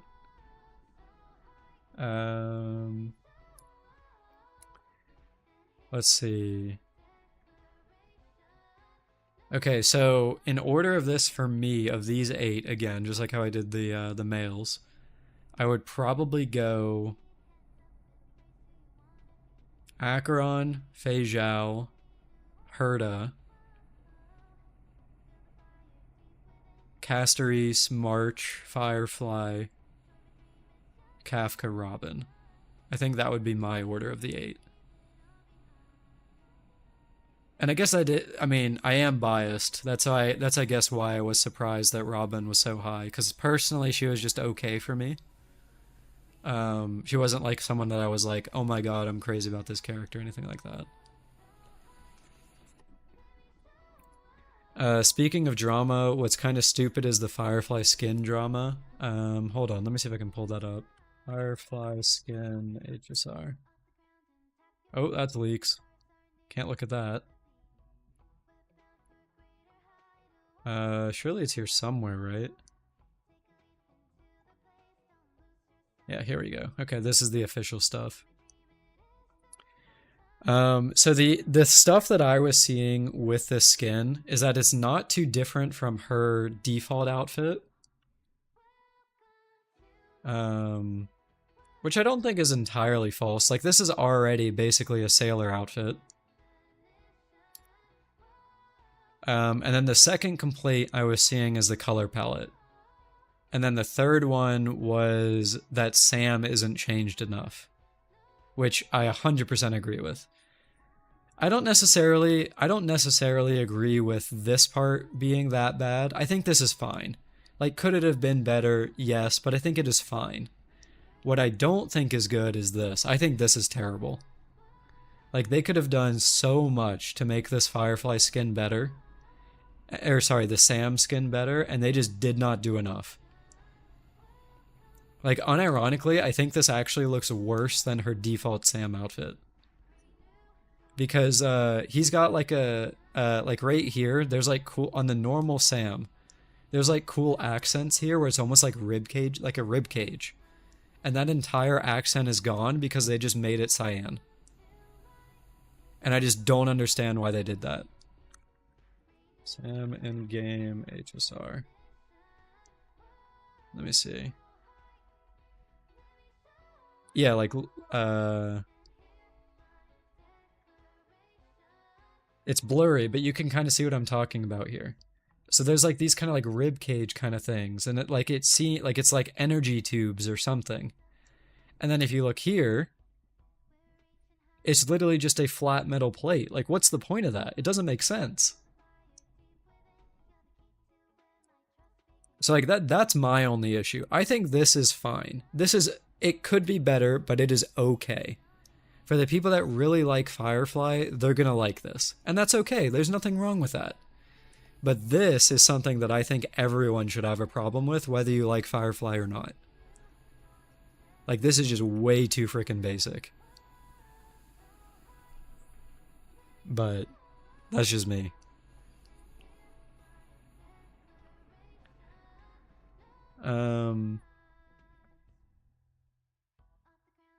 But yeah. Alright, back to listening to Robin, I guess. Sorry for whoever was the person that didn't like that. Also, get off my lawn. Yo, what's up, dude? Nice to see you. And V, you as well.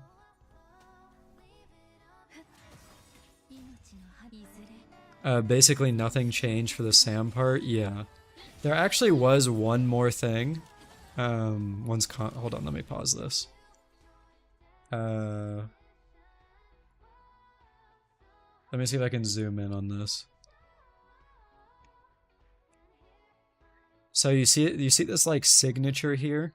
That's not on the default skin. So it's literally, you get a color change with this cyan part, and then you get this signature here.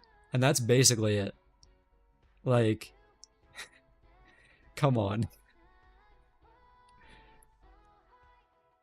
They did not cook with the Sam outfit.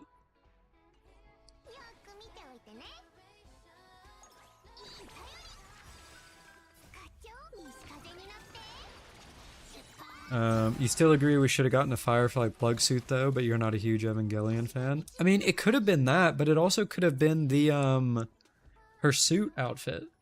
Hold on. Let me see if I can find that. Firefly suit. Hold on.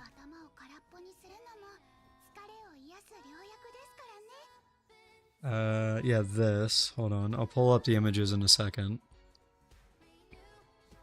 And then...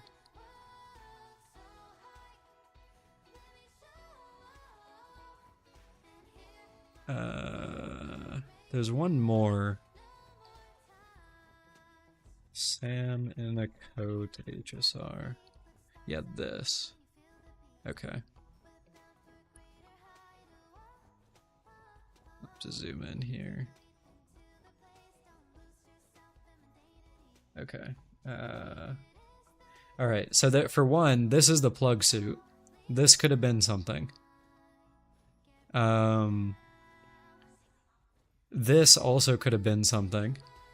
This outfit. This is like her in like a suit kind of thing, which would match with this, where Sam has a different color scheme. Like he's got black and white here, and he's also got the like a suit jacket. And then I think this is another angle on this.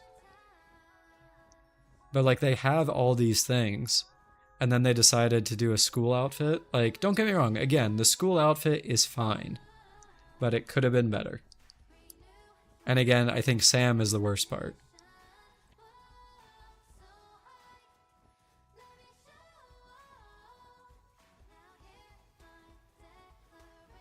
Alright, I can skill here. Yo, Eng Paul, what's up, dude?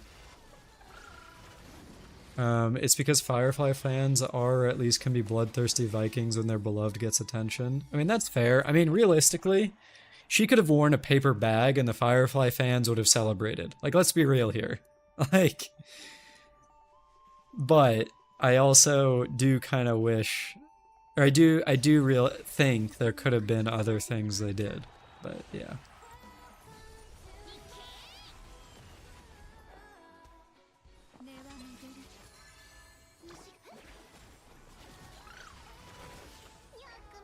You think it's hilarious that they gave Firefly a skin in a meta that doesn't favor her? That's true as well. It does feel a little bit random. Like, I feel like it almost would have made more sense to give the Firefly skin when we go back to Penacony in 3.8. Like, if they really wanted to do a skin right now, why not do a skin for, I don't know, one of the Emphorius characters or whatever. Same grab, different day. How about... I'm doing okay. I got back from vacation yesterday, so today is kind of just like an unwind, chill day, which is a little bit weird to say after vacation, but also just like packing, traveling, all that kind of stuff, it can be a little bit stressful, so it's a lot easier to unwind playing a video game than it is to, you know, be somewhere doing things. You think HSR should follow ZZZ's approach where they release skins with brand new characters? Oh, I 100% agree. I think Hoyoverse has dropped the ball on skins in both Genshin and HSR. Like, there is no reason that in the, 5 years that Genshin has been out, they have less than 20 skins in that game. And then, in HSR, they've released, one skin with March, and then the second one is the Firefly one? Like, I genuinely don't understand. Meanwhile, ZZZ has an Ellen skin, a Nicole skin, an Astra Yao skin, a Yi Zhuan skin. They're gonna have 2 more summer skins in the next patch. Also, that's wild in its own right. A Hoyo game is actually getting summer skins. They haven't had that since Honkai 3rd. So... yeah, it's crazy, dude. I don't know.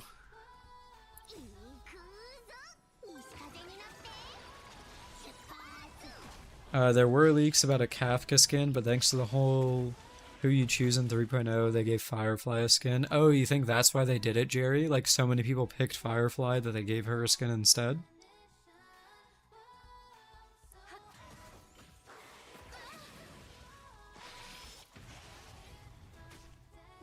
Oh, I see Rogue Spectre.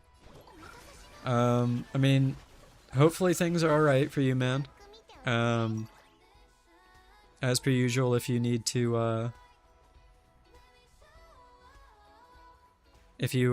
talk about it at all, feel free to DM me or whatever. Genshin gets summer skins every X.8 patch. I mean, they do, but they're also kind of meh. Although apparently Bennett and Yolan are getting the next ones, so that'll be interesting.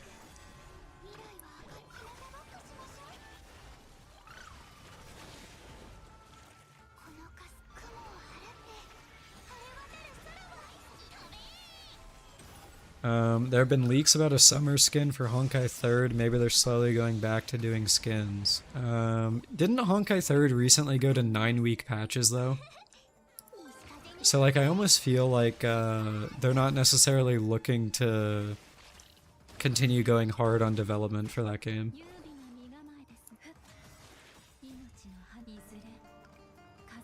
Honkai 3rd is supposedly bringing Alicia back? How are they gonna do that? That seems a bit crazy.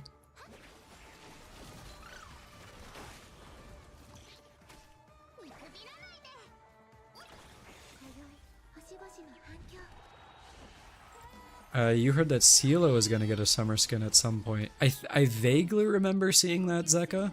I'm not entirely sure how old that leak is, but I do vaguely remember that.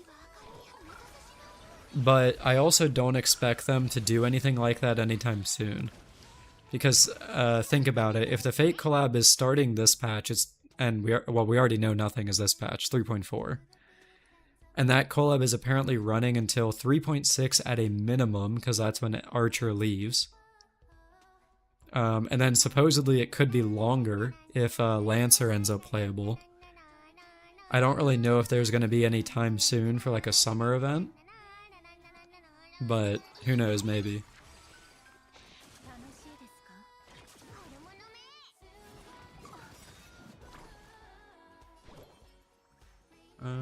Can alt here. Is CeeLo one of your favorites, Zeka? I do have her. I haven't played her in quite a while, but I do actually have her in my account, so. The collab banner was confirmed to still be up in 3.7. Was that confirmed on a stream, Dan? I thought they just specified that it was going to last for a long time. I don't think they specified an end date. CeeLo's your favorite character in Horrorverse? Alright, that's fair. Yeah.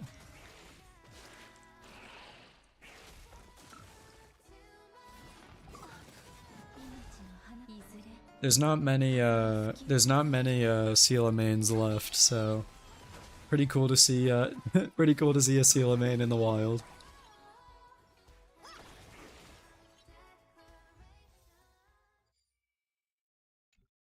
Alright, that is Pure Fiction done. Clean 800, we take that. Oh yeah, I didn't even think about this, but once I do MoC, that'll be a full 10 pull. That's nice. More to the stockpile for the collab. Alright, so I've only heard bad things about this MoC, and there's more people now, so how did MoC go for you guys? I heard it's the in MoC 12 it's the Swarm and then Hule. So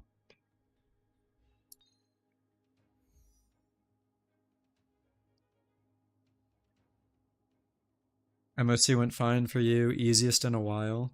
Super fine on shilling. Yeah. I mean it is physical week, so that makes sense with Hule. So the fine on shill makes sense. MoC went fine. Yeah. I mean, I've heard bad things, but if you guys are having an okay job with it, then you 9 cycled with Herda and Yoon Lee. Okay, well that's not good because I was planning on using Yoon Lee. I mean, I do have a good one, but um, wait. Oh, okay. Um, yeah, it was this.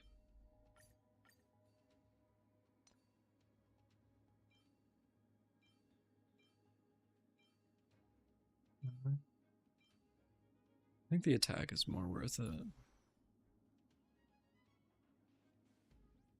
Yeah, this should be fine for Yoon Lee. I don't think I'll have a problem clearing with this. You have a pretty good Herda and Yoon Lee builds too. Okay. Also, it turns out my Herda did have boots on. She just kind of didn't do amazing. I guess it was neutral, so that makes sense. Um, if you think you had a skill issue, wait till you see me. I am when I'm streaming and paying attention to chat more than my gameplay, I screw up way too often. So that'll definitely happen for me. Okay, so this is Quantum Week and Wind Week. Like, Yoon Lee might be okay here. Cass can 0 cycle on auto. That doesn't surprise me. When the global passive drama was going on, and everyone was calling all different content creators hypocrites and whatnot, I said that I wanted to get Casterise because I liked her. But I would not play her on stream or anything like that. So I know she's good because I play her in my own time, but I don't want to use her on stream. So that kind of takes out that team for me. But maybe eventually, just not for now. Oh, I could actually run Firefly here.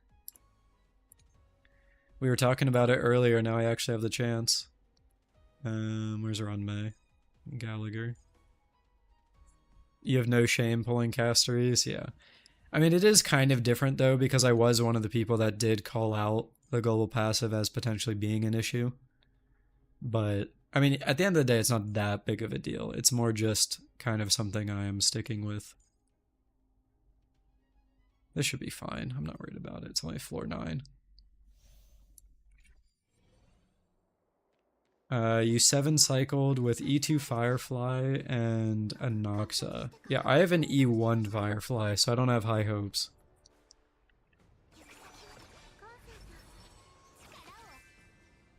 If you have Boot Hill, he 1-hit KOs everything from floor 11 and below. I don't know. He was one of the characters I skipped in Penacony. I just didn't have enough pulls, to be honest with you. And then by the time he reran, we were in 3.0 and there were just too many other characters to go for.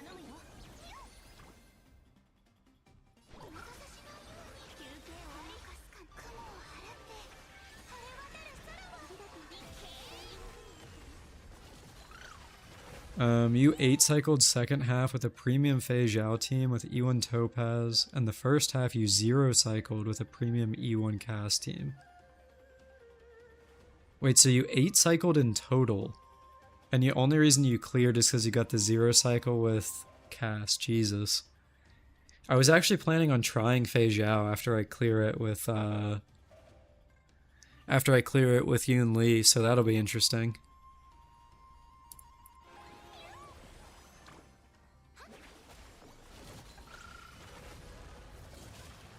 You're gonna redo it when you get Finon and Tribby? Yeah, I mean, it should be a lot easier. Okay, now that, I do actually want to talk about this briefly. So now that Finon's animations aren't leaks and we can talk about it, you know, more publicly, I just want to bring this up again. How do you guys feel about Finon's animations? Because for me, as someone that doesn't really care about Finon, right? Like, I think he's okay, right? I'm looking at his animations, and all I'm thinking is, like, where does Hoyo go from here? if that makes any sense. Because, like, they're insane. Like, it's literally like God is, coming down and becoming a playable character. So it's like, how do they get better than this? Or, in another way of putting it, how do you go from animations as good as Finon to animations that probably will not be as good as Finon's are? Right? Like, how do you compare Finon to a character like Himiko? Like, is it the end of the world? No, not at all. But it is kind of like a little bit, like, in the back of my mind, it's a little bit like I'm a little bit concerned. Because, like, if animations keep getting crazier and crazier, like, at the end, like, at a certain point, they're not crazy anymore, if that makes sense. Like, too much of something can end up being a bad thing. You think he's peak, so he deserves it? Honestly, you know what? Fair. Honestly, that's fair. I can't fault you for wanting your favorite character to be, to have really cool animations and stuff like that.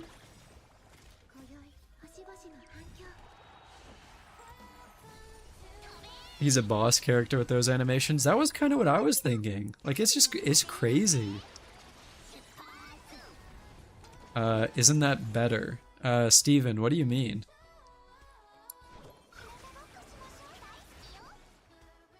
Like, better that animations keep getting, like, increasingly good, or...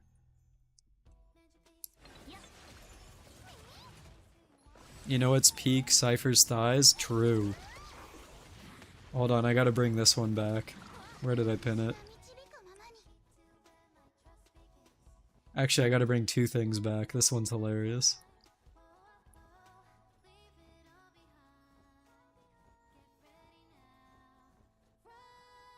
I think it's in this Discord channel.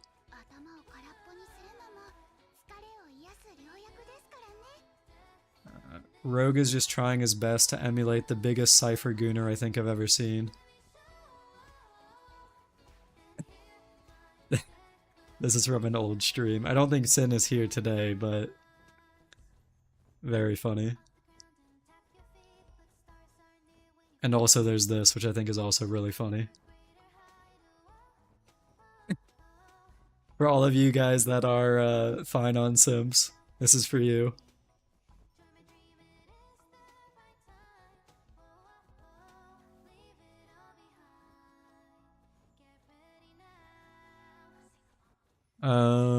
Okay. So this is just personal opinion. Animation getting better is good for us. Of course, there is an up and down like Castoreese and afterward is Hyoscene and Cypher. Okay, so...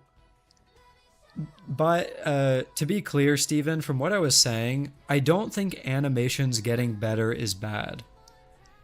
What I think is potentially bad is the up and down, like you said. Right? Like, so we don't know anything about Saridra and Hysolins, right? But let's imagine a world where Hysolin's animations are on the tier of, I don't know, let's say Black Swan. Like, Black Swan's animations are good. Like, they're decent. But are they anywhere even remotely as good as Finon's animations are? And the answer is just straight up no. Like, they're just not. So... is that, like, what I'm concerned about is that up and down. Like, is going from a character with as cool animations as Finon to a character that is potentially as good as someone like, let's say, Black Swan, a good thing? And for me, I don't know the answer to that, but I could see that being something that makes people less excited about a character. And that's where, like, in my head, I'm kind of like, okay, is that a good thing? I don't know. But... yeah. Like, at the end of the day, it's not that big of a deal. It's just something that was kind of, like, in my head.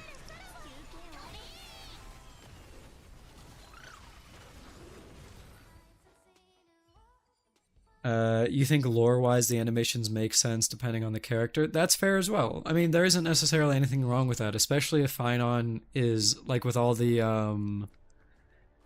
lore speculations that he's gonna be, like a Emanator or potentially a, what's it called? Lord Ravager or whatever. Like, it'll be interesting to see what happens in 3.4, so.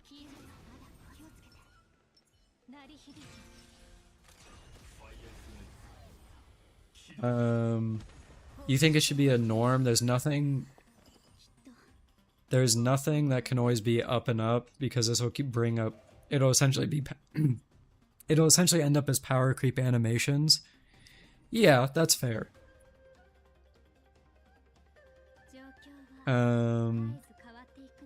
Take Epic 7 as an example. Every character alt looks sick, but all of them follow a consistency animation-wise.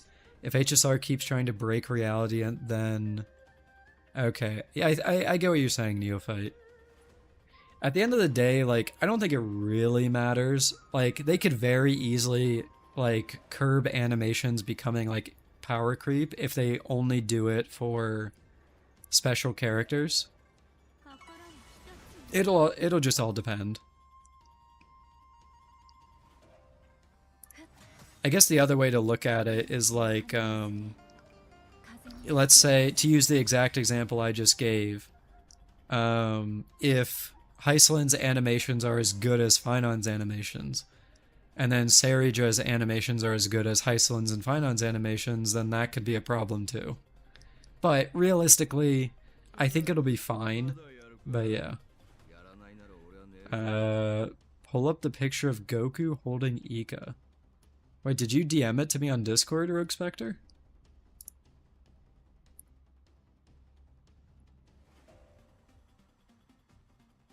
Where did you... I'm not sure where you put it.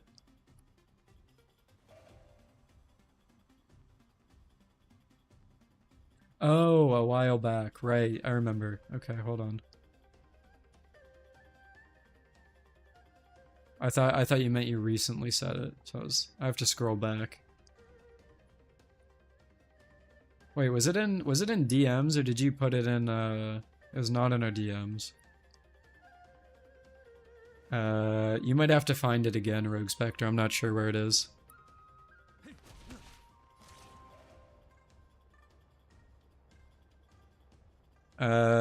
You think the only real problem is HP inflation? Yeah, that's fair. I mean, things have definitely gotten crazier. That's 100% true. But yeah.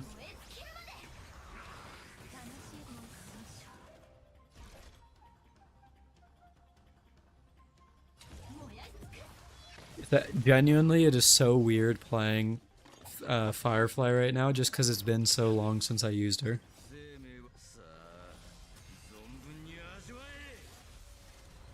Surely she can still zero cycle floor 9. Maybe. Surely. I think we're good.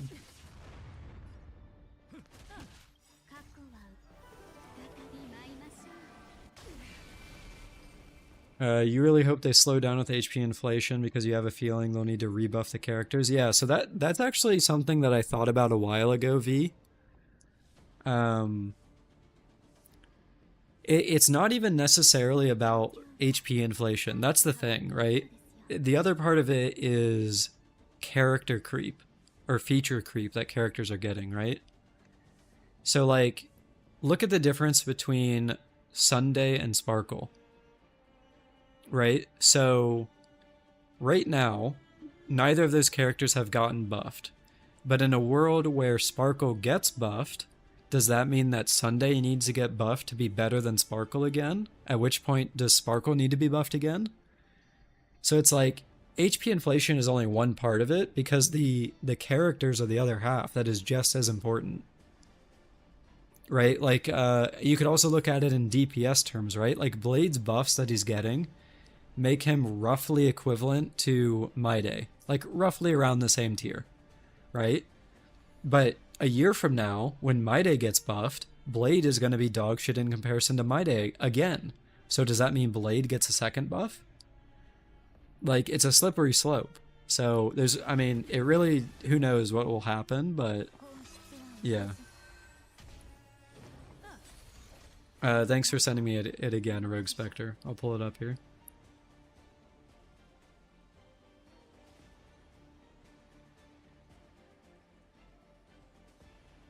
Here you go, Neophyte. This is easily one of the best pictures I think I've seen in a while.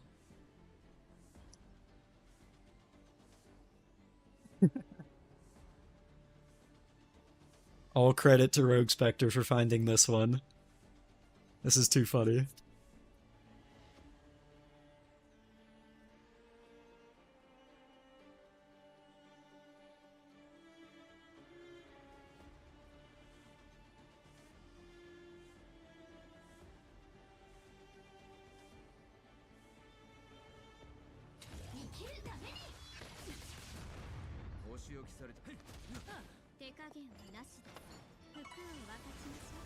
Guys, Firefly isn't washed. Oh wait, no, she's washed. Never mind. Firefly just 1% on floor 9. That's insane, actually. That's crazy that Firefly just 1% on MSC 9. Like, my Firefly build isn't even bad. That's the crazy part.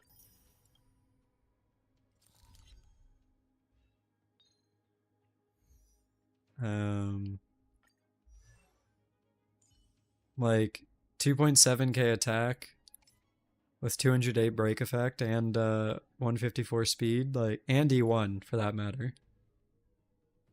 That's crazy. Now, granted, if I was running sustainless, obviously it would have been fine. Like if I had HMC instead of Gallagher. But that's just wild.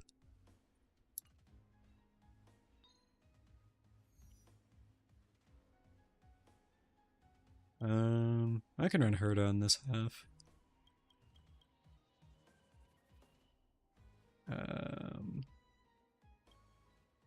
I can throw on Ron May here.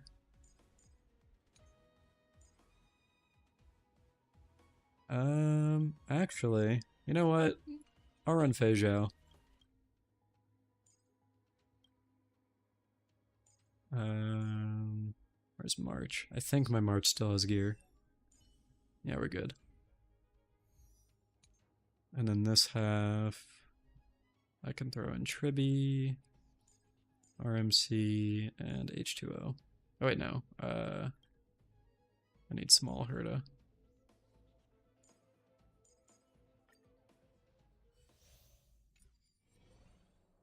You kind of want to pull Firefly's E1 and 3.4.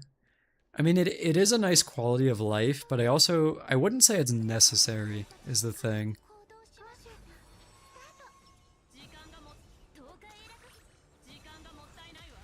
Like, it's definitely nice, but I don't know. I feel like you would probably be better off going for something else, or I guess if your end goal is E2, then it's fine. Like if you got E1 now and E2 later, but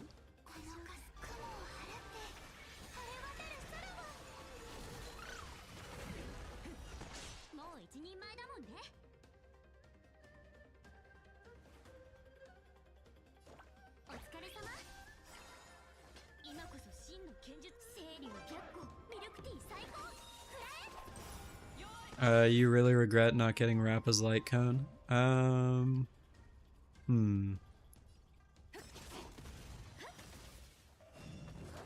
I don't know too much about Rappa, I'll be straight honest with you. But I've heard that it is a very... It's not like a necessity for her, but it's very good for her. So... Wait, her light cone... You think her light cone isn't necessary, Wiz? Okay. Huh.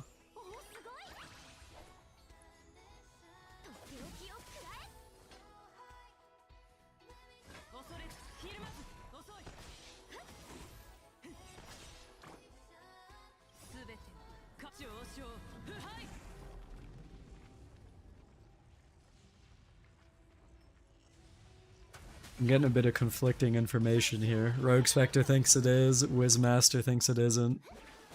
This is like a chat fight. You're on the fence, Sunday or Tribby, who's more future-proof? You're planning on pulling one of them. I think That would depend on your use case.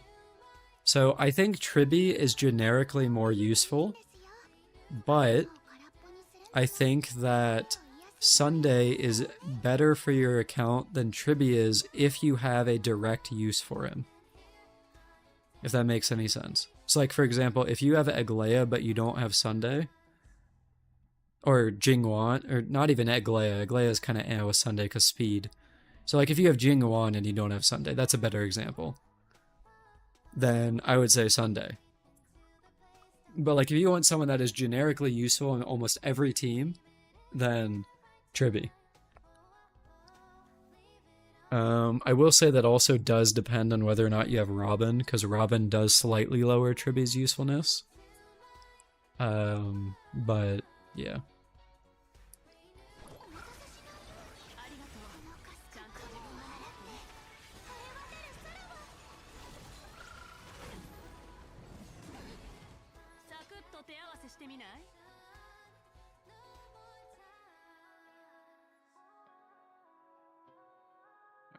Let's see. I want to get rid of this guy.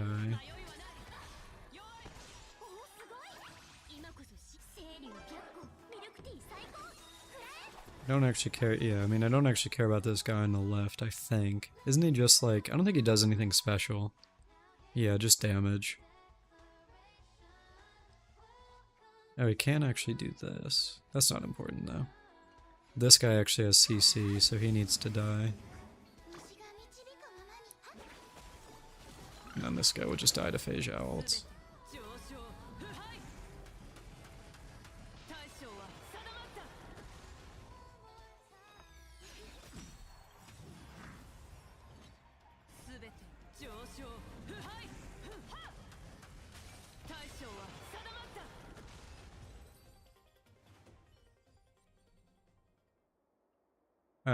You think the Rappa is fine right now? You use E0, S0, but you use Rappa, RMC, Fugue, and Lingsha. I mean, isn't that kind of like a dual DPS team, though, with Lingsha?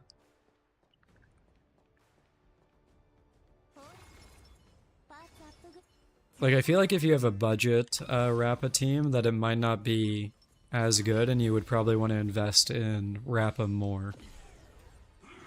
But if you have, like, Lingsha, then obviously you're probably chillin'.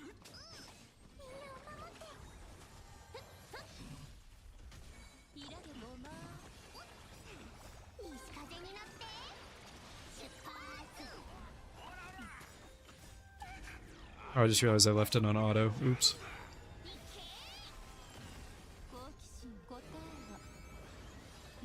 For you and MoC to get good cycles with Rappa, you have to run Sustainless and you don't have Lingsha. That makes sense then. Because Lingsha really is like essentially a second DPS and break team, so...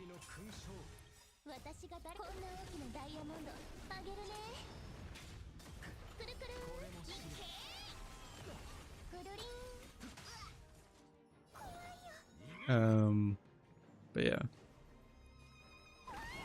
For those of you hanging out, by the way, I appreciate it. It has been quite a while since I streamed, so it's nice to see y'all drop by. Chill for a bit. Your Lingsha has like 2k attack. Wait, like, do you have a crit Lingsha instead of like break effect?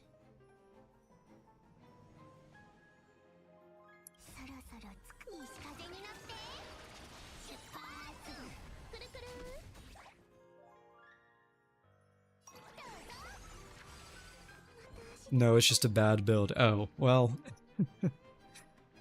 Okay, hopefully I'm fine here. I should have probably healed. Oh, I think I'm good. Okay.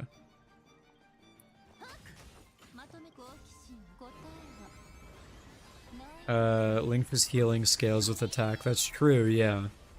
I think, right? I believe it scales with attack, but you want a lot of break effect on her just because of her AoE and follow-up. She, like I said, she essentially becomes a second DPS.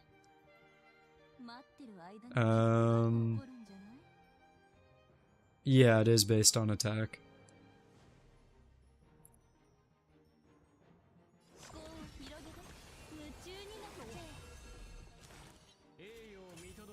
The healing is scaled based off of break effect though, so.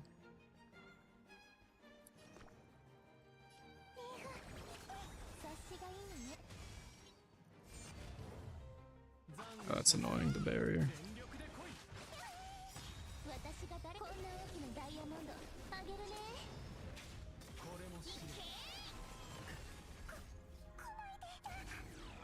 Yeah, Wiz, I noticed you left the Discord as well. I'm assuming that's related to whatever your injuries are. So again, hope things are good, dude.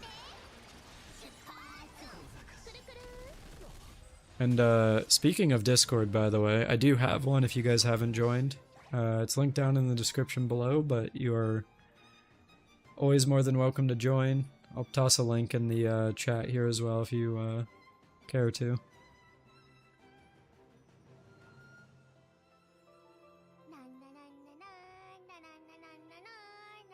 Feel free to join.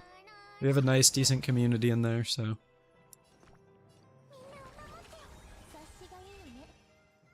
Wait, you deleted Discord? Oh, yo, Rayson, what's up, dude? Hope you've been well.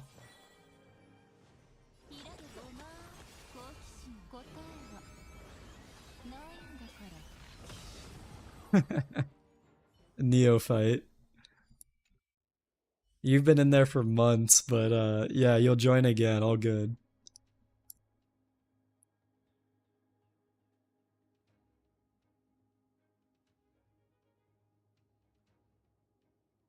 Alright, so far MoC hasn't been that bad.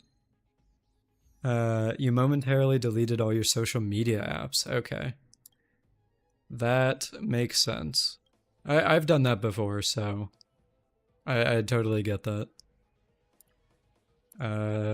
This is just the Castery shill boss, but I can run Blade here instead. What do you guys run against Pollux? Is it just usually, do you guys just usually run Casteries, or do you have like other stuff that you run here?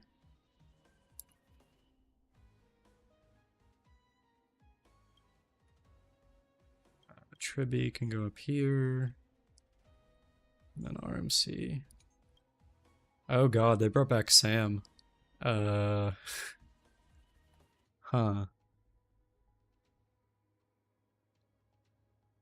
You run Sela. Okay. E2 Firefly.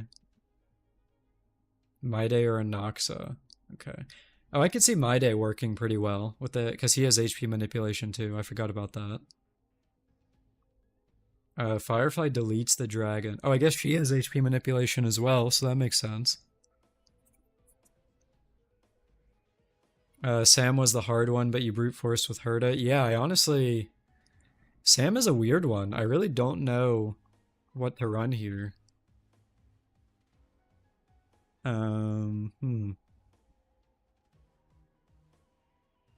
Use Boot Hill on Sam? Yeah, that would probably work. I mean, like, I could run Acheron. I could probably brute force. Huh. You have Acheron and no Jiaoqiu or Cypher, so you're grateful for the Silverwolf buffs? Yeah, the Silverwolf buffs look great, dude. I mean, if I didn't have... what am I saying? Axe, who is another content creator, donated for me to get Jiaoqiu a while ago. If I didn't have him, I would have needed to roll, probably, for Cypher or something like that. Because, like, I was still using Pella. And, like, Pella is fine, but it's definitely not even remotely as good as Jiaoqiu is, and that's not even mentioning Cypher and then soon to be Silverwolf as well. So, like, yeah.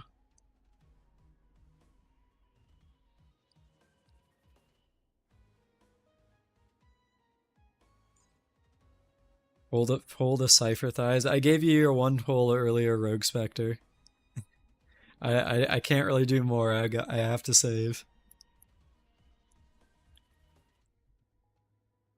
I guess I'll just run Acheron here, to be honest. I don't need SP or QPQ, so I could I could go to this one. For just raw healing. Not Sparkle, I guess. Thoughts on Mario Kart Wii? It's fun, yeah. I when I was on vacation, my someone that was there with me brought their Switch, and we were playing Mario Kart 8 in the evenings pretty much every day. I haven't played Mario Kart in quite a while, but I have to say I am still the GOAT. I was like winning cups left and right. So, is there a story behind my name? Kind of, sort of. So I've always liked the word Fleur, or the word or name, I guess I should say, Fleur. Um, but I didn't want to just make my name Fleur because that's kind of like difficult to get anything online for. Like I wouldn't be able to get like the Discord name of Fleur. I wouldn't be able to get like the YouTube channel name of Fleur, that kind of stuff. So I was thinking of a way to make it more unique. And then because I used to be huge into Overwatch, there were pro players that used a 2 instead of an E. So I decided to just take notes from them and do the same thing. So instead of FLEUR, it is FL2UR.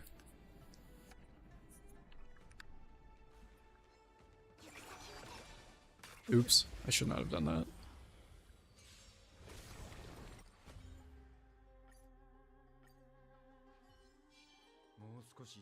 In other words, I basically needed a way to make the name Fleur unique, and that's all it is. So, not super interesting. Do I still play Overwatch? Not anymore. No. I used to be. I played that game for so long, and I was very good at it.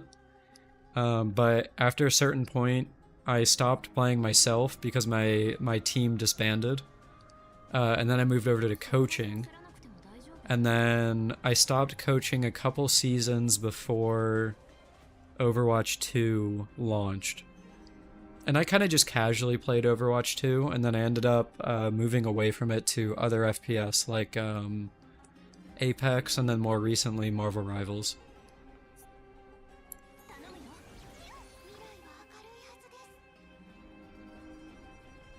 Lore drop, your name is basically from you being a massive StarCraft 2 fan, and one of the units is a Spectre. I see. Okay. Yeah, I mean, StarCraft has always interested me, but I've never been, like, super crazy knowledgeable about the franchise. So, I would not have made that connection, but it's cool to know.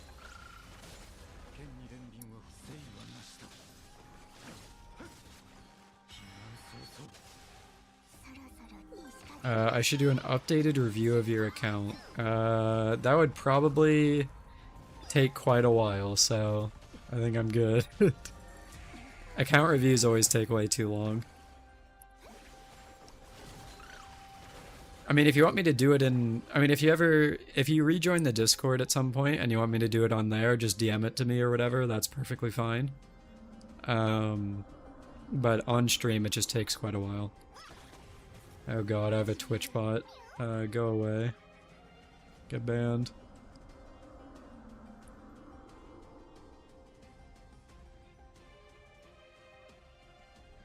Download StarCraft, you'll teach me to play. So the only RTS that I've ever actually... I played 2 RTSs. I played Command and Conquer's Generals, if you've ever heard of that, and then I've played Age of Empires 2. So, like, I wouldn't really know... I wouldn't even really know where to begin with a game like StarCraft.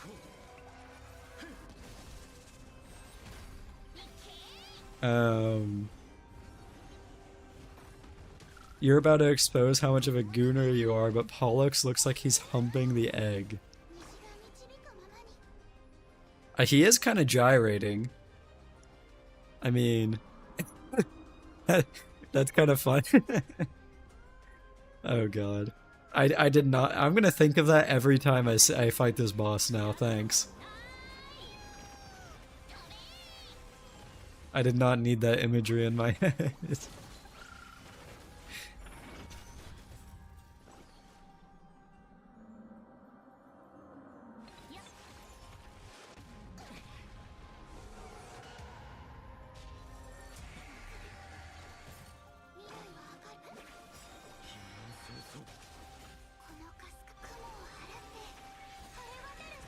Um, but yeah, Rogue Spectre. Um, is is StarCraft still on the Blizzard launcher? I mean, like I said, I've literally never played, so once you notice you can never unsee it, yeah.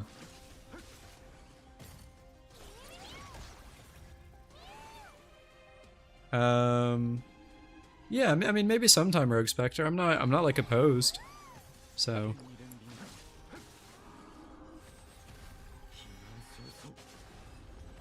right, that wasn't bad. I mean, it's Pollux, it's just an HP. This is gonna be the tough one. I have no idea how this is gonna go.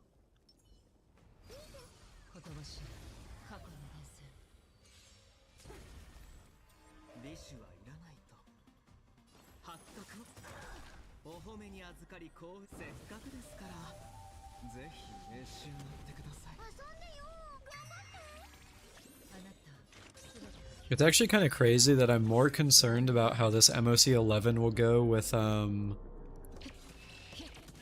fighting Sam than I am about MoC 12. Since I played Overwatch, have I gotten into Marvel Rivals? Yeah. So once I stopped playing Overwatch, I played a ton of Apex for a while. And then once I stopped playing that around October of last year, I didn't really play any other FPS, and then eventually when Marvel Rivals released, I started playing that. I got to Grandmaster in the first season, and then I didn't play enough in the second season to get past Diamond. I'm currently kind of on a break from Rivals. So, I'm not like disinterested in the game per se. It's more just like I've been busy and I've been playing other games and stuff like that.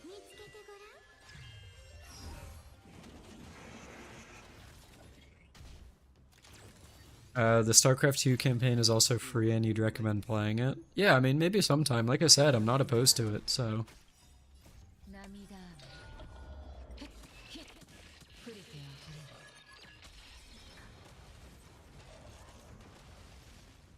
Yeah, the thing with Marvel Rivals, V, is that I've never, like... I don't have the time to get really good at the game in the same way that I was in older games. So like in Overwatch, I was top 500 multiple seasons. And then in Apex, I hit Masters more than a few times, right? So it's like in Marvel Rivals, like yeah, I can get Grandmaster, but like going for like Celestial or Eternity or whatever they call it, and like getting really good at that game just would take so much time that I don't think I have anymore. To like really get good again. So yeah. Would I ever make content on other games like ZZZ or Rivals? I mean, Rivals, no. I don't plan on making content about non-gacha games, at least for quite a while. But I am more than open to making content on other gacha games. So, I've already made a video on Arkanites before. I've also made a video on Etheria Restart that came out recently. I've been kind of mulling over the idea of making a video on Wuwa about a specific thing. I obviously don't want to spoil what it'll be about, but I've been thinking about that.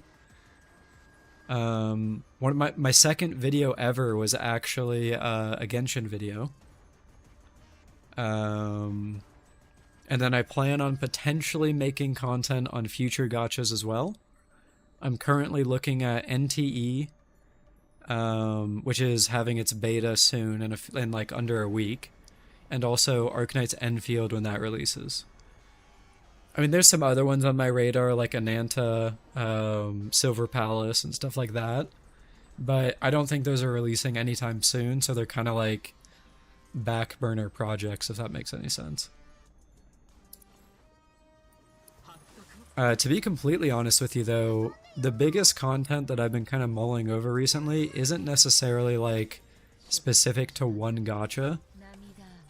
I don't want to spoil what it is, but I have a big idea that would take a lot of work that might potentially be in the works soon if I can get an editor for it.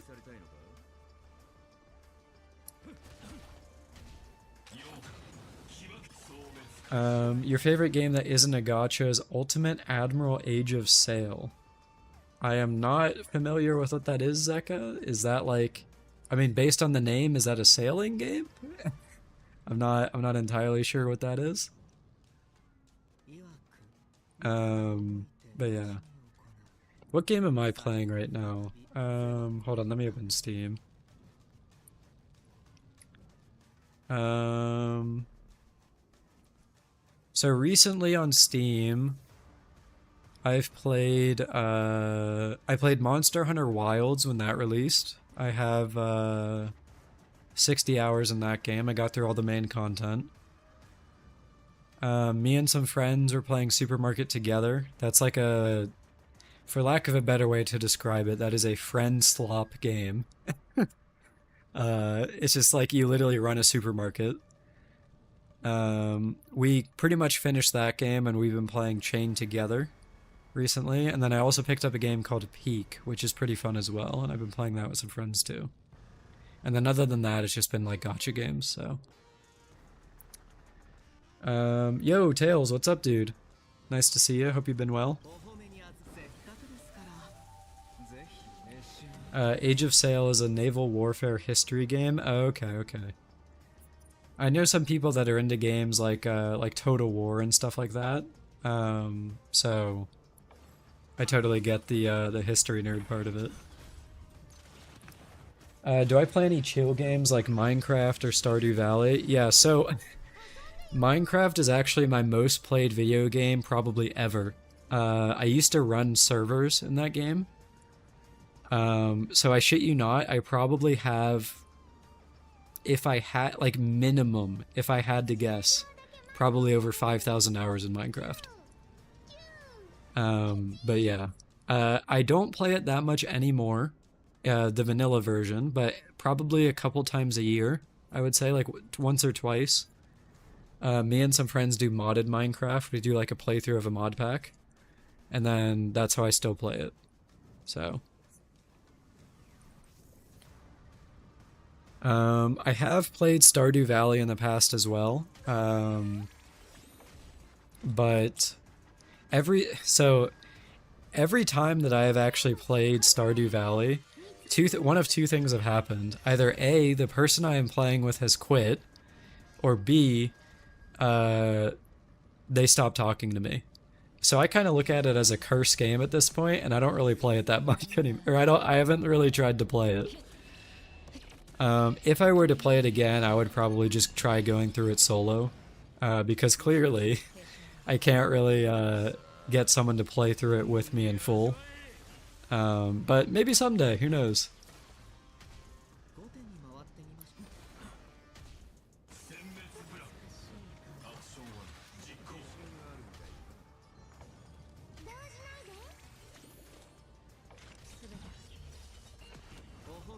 That's how Minecraft is for you. Yeah, I mean, I think everyone has that. Everyone that used to play Minecraft is like that now. They have their 2-week phase and then they're kind of just done.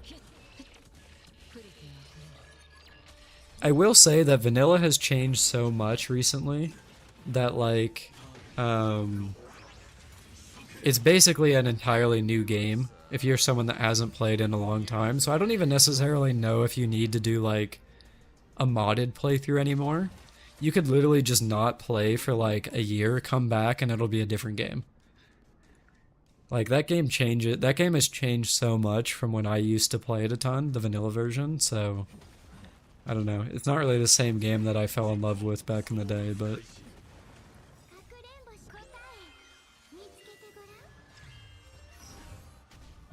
you just chill playing the game and build a good world. Yeah, building was actually one of my favorite parts in the game, like in the vanilla version.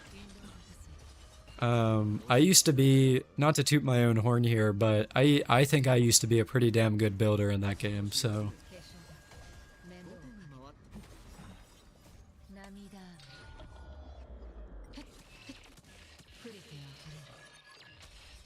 Alright, Sam is down. Alright, now on to MoC 12. This is the Hule Swarm stage.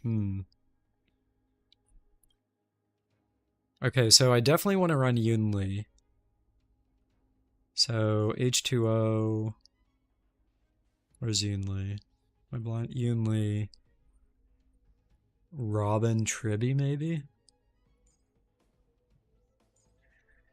But I don't know what to run here. I mean, Herda, I guess. You don't know how much, but the bug has so much HP this patch. That's not good. You want to put your main DPS in the first slot for the MoC buff. Wait, have I been... After the ally character... I literally didn't even look at this. Oh no.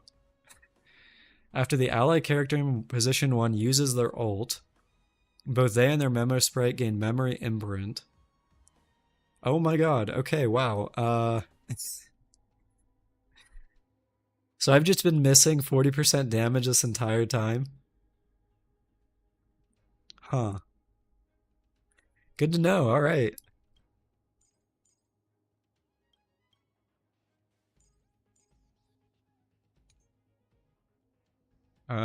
Yeah, I actually don't know what to run on the first half here. I mean, like, I can do Herda, but... it's only for 1 turn. Oh. Well, I mean, that's fine. I mean, that's fine for Yoon Lee, though, because she uses her ult so often. That's not a big deal. Definitely shield for fine on, yeah, but Yoon Lee can definitely take advantage of that. What do I even run here? I mean, I could do RMC instead, maybe. Third of Jade. I don't have Jade, unfortunately. My second erudition of choice is Small Herda. Maybe I do RMC here. And then that leaves Tribby open for the first half with Herda. Or I do DPS Hyacine again. Or Brute Force with... I could just Brute Force with Blade. Let me just do that. Why not?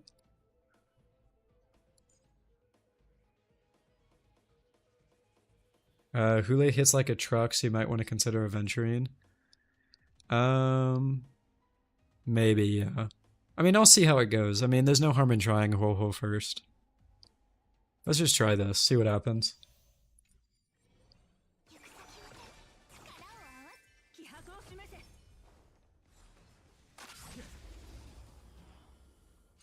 He has 264 speed. Holy shit.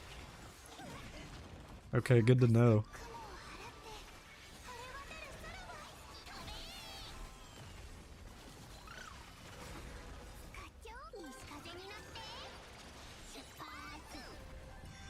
Hule can run your fade? What does that even mean, Rogue Spectre?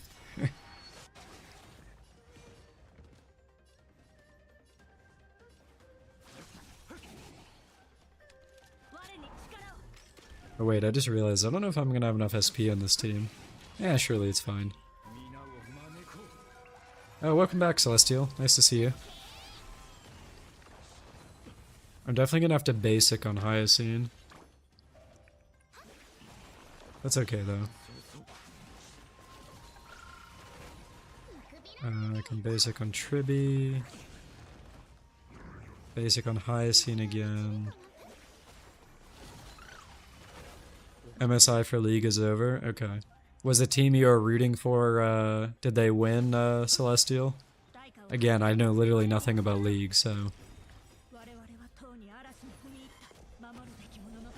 The horse is worse than the actual boss. Yeah, that's what I've heard. Like, this horse, like, just the HP on this guy is just insane.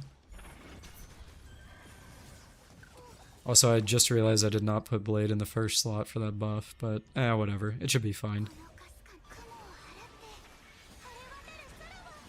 The Horse of Doom and Dismay. Yo, Cebu, how's it going, dude?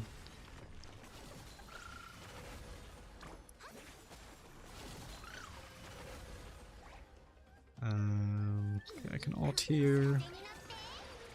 It's not just the horse though, the sun guy is just as annoying. I'm doing alright, just kind of chilling. My vacation was nice. I haven't mentioned this so far with my vacation, but there was actually one thing that annoyed me. Okay, I don't know, I don't know why, but like out of the group of us that were on the vacation, probably I would say 75% of the people that went to bed super early. And I feel like on vacation, part of the fun is like hanging out, like playing a card game, watching a movie together, doing whatever. And these people were going to bed at like 10 or 11 o'clock. And I was like, what? Like, why? And I mean, granted, I will say I am a night owl. So there is that. But like, 10 or 11 is still early for vacation. Being too old syndrome? I mean, I guess, dude. I have extra SP I can skill here. They got that work schedule going even on vacation, right? Like, I mean, listen, like, I have all that stuff as well, but I'm sitting there being like, dude, what's going on? I just want to, like, hang out with people, and then they're all going to bed at, like, 10 p.m., and I'm like, bro. Young whippersnappers don't understand the beauty of sleeping anymore. Being a night owl is based. Yeah, I mean, I don't know. I will say, I can't, I did have to adjust my schedule around them, basically. But I have to keep that schedule. I can't be a night owl again for at least another week. Because I have more stuff coming up this weekend with, July 4th. But yeah. They go to bed at 10 p.m. and wake up at 3 a.m. like Ashton Hall. Yeah, and that's after they give themselves a face wash with a banana. You can't forget that.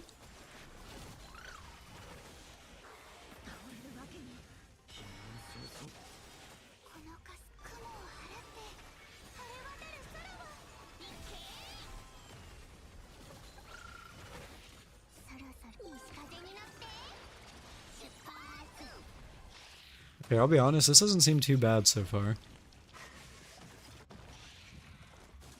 I feel like the horse is kind of just dying off to the side slowly. So maybe it makes sense to just keep focusing the swarm and it'll die to Hyacine and Tribby and shit. Saratoga plus banana face wash, then defying time by taking 7 minutes to dive into a pool. That was the funniest part. Hold on.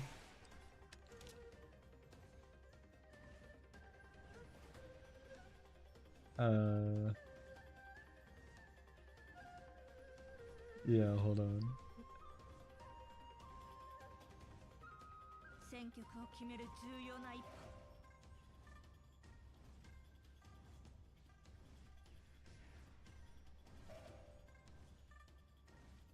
This is extremely blurry, I'm not sure why, but Ashton Hall starting his dive at 7:36 a.m. He's not even in the pool yet at 7:40 a.m. Crazy work.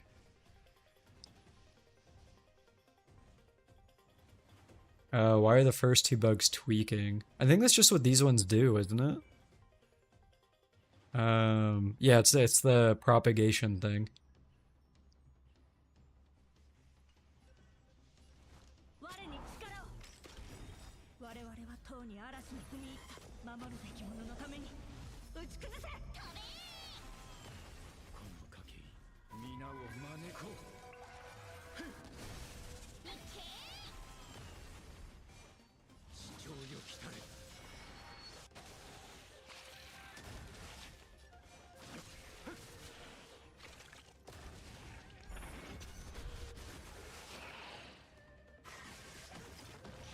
You never noticed that before? Yeah, I think it's just one of their mechanics, so...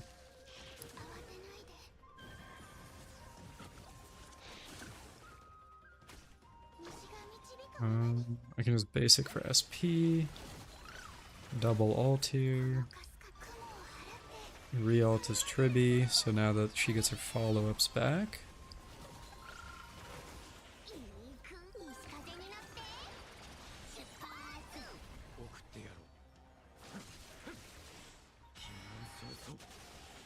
Oh yeah, I was right. The horse guy just kind of died off to the right.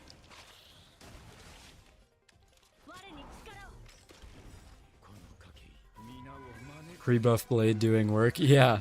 Now, you don't want to know the cost for this team.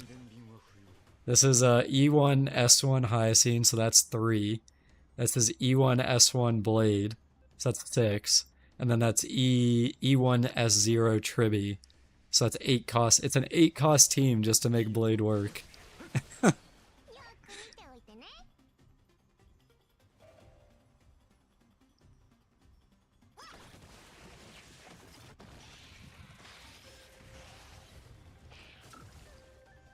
How much crazier will this be with his buff? Quite a bit. Definitely quite a bit. His buffs are honestly really nice. Like, he's gonna easily go up in a tiers.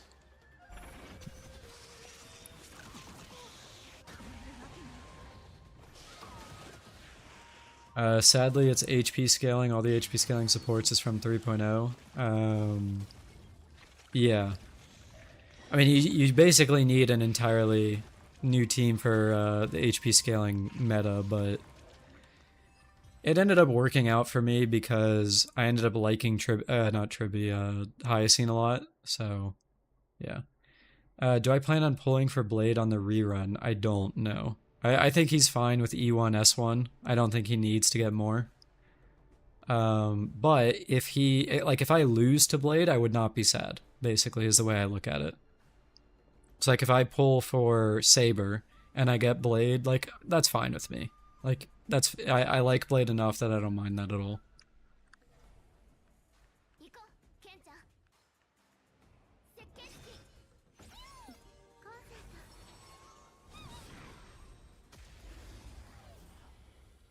You want Blade as a cast support? I haven't actually tried. I keep forgetting to try that, Dan. What's the alternative light cone for Blade? I mean, if you have any signature light cones, you can technically run the Jingli one, although it's kind of eh. Better options would be the Yunli light cone, Maide's light cone, and if you don't have any sigs at all, then you can run the event light cone. I think it's called Sound Hunt, or the one with Arlen on it. I'm blanking on the name. It gives like 40% damage.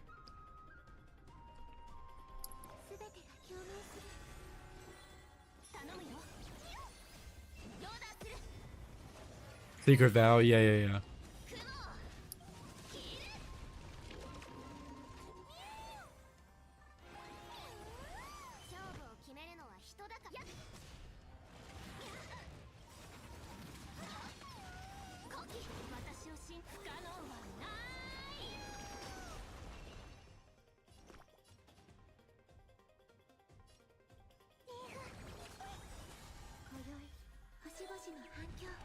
Blade E1 is low-key fire now. Yeah, it's actually really good because it gives his basics the same buff that he gets from for his ult. It's a very good buff.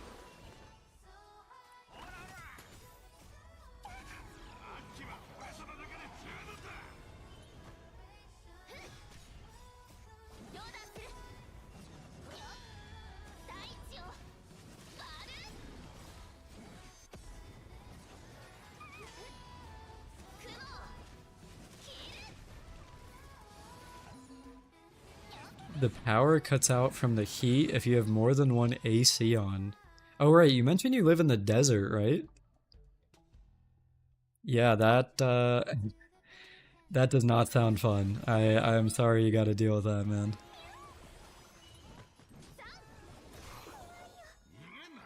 I have SP, I can heal here.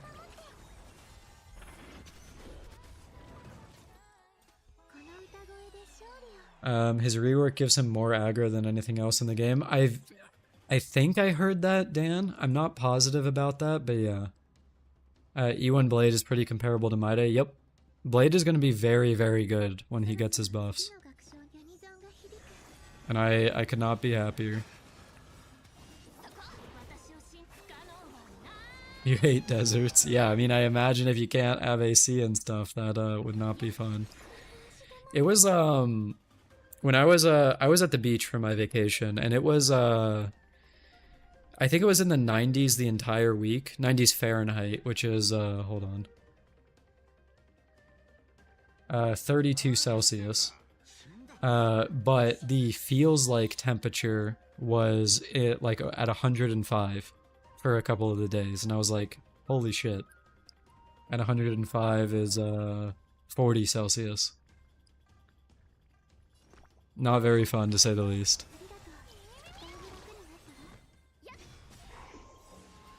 Oh shit. Boomer hands, Jesus. I pressed 4 instead of 3, so I went into the next cycle.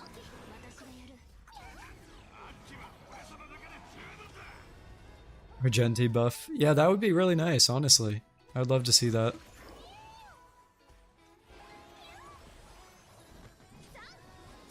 Okay, unbiased Zeka, do you really think that Boot Hill needs a buff? He's kind of like the best break character in the game. You hope they release buffs faster? Yeah, me too. I mean, there's a lot of characters that could benefit from it. Like, I mean, even Sparkle, right? Like, Sparkle is getting a technical buff because she's Archer's best in slot. But, like, outside of Archer teams, it's like, it would be pretty nice if she had a buff to be useful elsewhere. Although, Archer is a weird case, to be honest, Archer and Sparkle, because now, something that they're going to have to consider whenever, if they ever decide to buff Sparkle, is how to buff her without making Archer even more broken than he already is. Like, that'll be something.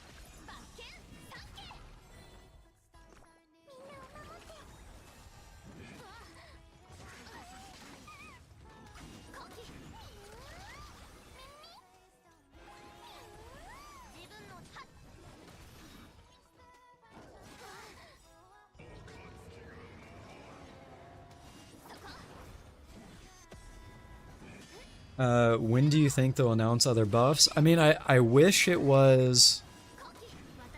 I wish they announced them literally when they showed off the 3.4 buffs. Like, it should have happened then, and then they would have been like, hey, here's more buffs coming in 3.5, or even 3.6 at the latest. But unfortunately, they did not do that, so here we are.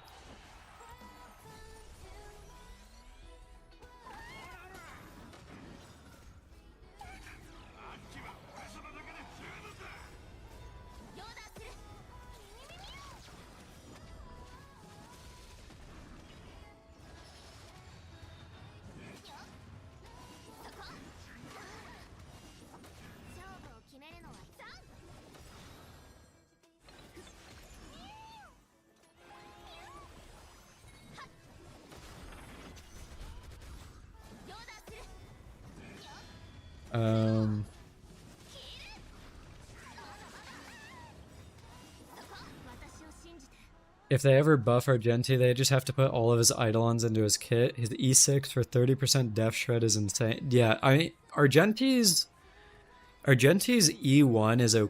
No, honestly, it's kind of bad. It's literally just 40 crit damage, I think. Yeah, honestly, all of Argenti's Eidolons are kind of just really bad. I mean, hopefully in the future when he gets buffed, they actually do big changes to those, because whoever cooked them did not cook hard enough. That's what I'll say. The earliest you expect the next buffs will be the next Dev Radio in 3.5. I mean, who's just... I mean, they could do a Dev Radio in 3.4. I mean, I hope they do.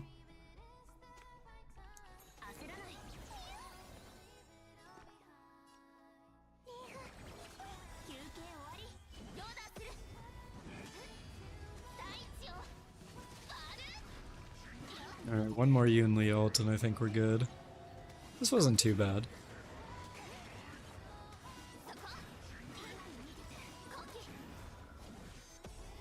Okay, maybe 2 Yunli ults. Oh, no. I think we're good. Yeah. we go. Yunli sweeps as usual. That wasn't too bad. It was like a 2-cycle. And that was with me messing up on ults twice, so not bad at all. The collab characters seem to have similar power level to the rest of the 3.0 cast, so it should be fine for a while. I think Archer is really good. I think Saber kind of got the shorter end of the stick out of the two, which is surprising to say considering she is arguably a lot more popular than Archer is, but regardless. And Archer's free, which makes it even a bit weirder. But yeah.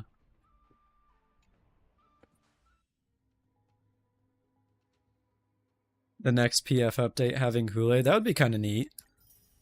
Alright, that was a full 10 pull-off doing both endgames. We take those. Let's see. What does this put me at? How do you do it? Stellar trade? Yeah. So I'm at 64 pulls here, and then I have tons of crystals. 65. Yeah, so I'm currently at 473 pulls for the collab, which I think is pretty solid. I think I'll be more than fine. And then there's also what am I thinking? I haven't done exploration on more than a few of the places in oops, not here. In Amphorius. Like I'm missing some here, here, here. I'm missing some pretty much everywhere. I haven't even gone here. There's a couple that I maxed. That's probably like another multi with all of this. Did I already do MoC and Pure Fiction? Yeah, I just finished MoC. I did Pure Fiction before that. Cypher worth it. Alright, Rogue Spectre, just for you, one more pull. Darn, who could have seen this coming? Another nothing. You got your 2 pulls. Alright, I did want to try Hule with Fei Zhao. Because I have not really played her in quite a while.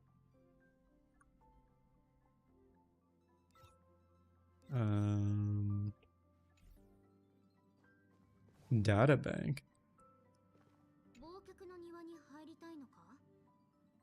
What do you mean, Cebu?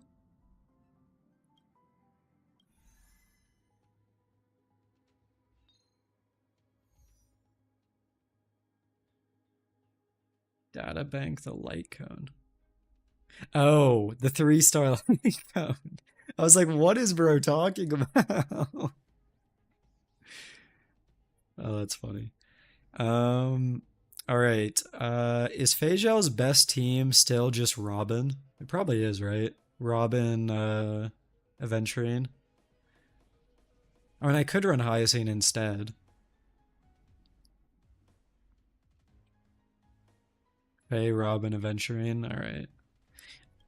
I guess against Hule, Aventurine just makes sense, because he just attacks so often.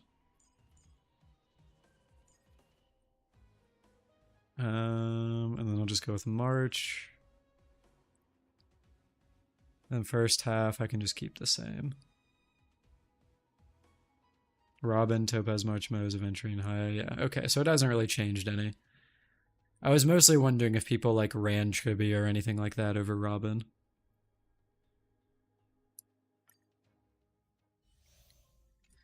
Alright, I'm just gonna auto through first half here, to be honest.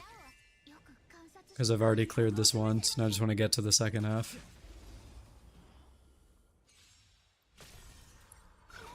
I need to get some water, so I will be right back in 2 seconds. BRB.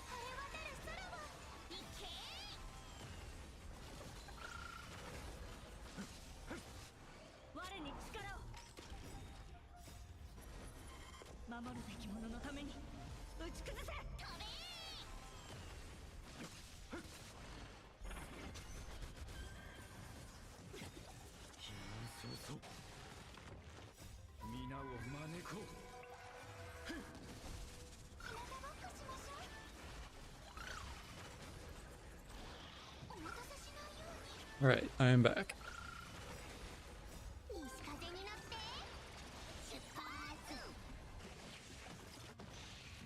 Wait, Rogue Spectre, if you, are you already moving on to Topaz from Cypher? You can't move on that quickly, man. Hyacine can work, but isn't great since Phasya wants follow-up attackers and Hyacine has 0 of them. I mean, not necessarily Zeka. Because what Phasya doesn't necessarily want follow-up attacks, she just wants attacks. Period. So like follow-ups are nice, but you can just get a fast attacker. Which Hyacine definitely does. With both her and Ika and how fast, like her being 200 speed. Like, is it as good as Aventurine against someone like Hule who attacks super often? No, but Hyacine is definitely pretty solid. Why not both? That's funny.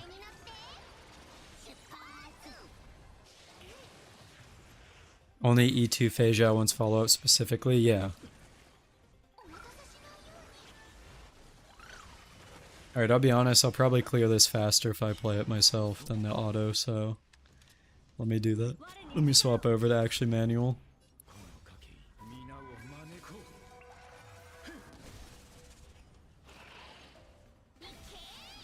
It can work for sure. Follow-ups have been more consistent though. Yeah, that's fair. That's definitely fair.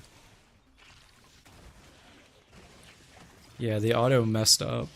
It's not gonna be. I'm not gonna be able to use Tribby skill, and she's gonna get her next next ability in 19 years. Literally in the next cycle. It was probably, if I had to guess, the auto was just skilling on Hyacine too often.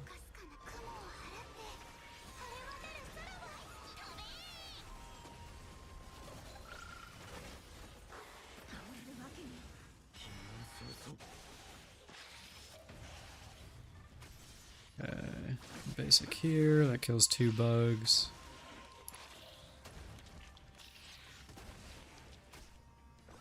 Can basic on Hyacine next cycle.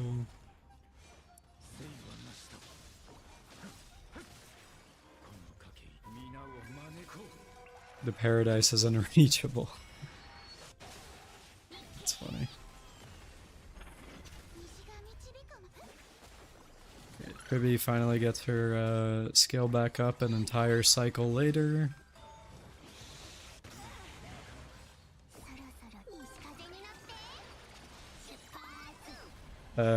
Is this Jingliu but wind? I mean, effectively, yeah.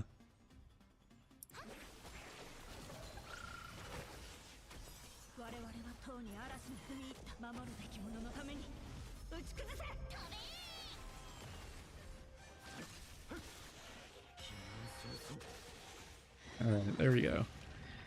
Now Fei Zhao against Hule. Let's see how it goes. Team's pretty weak.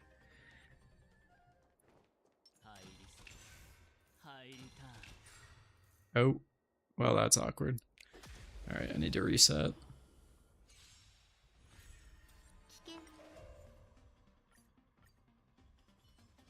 Alright, surely this time Aventurine hits something. There we go.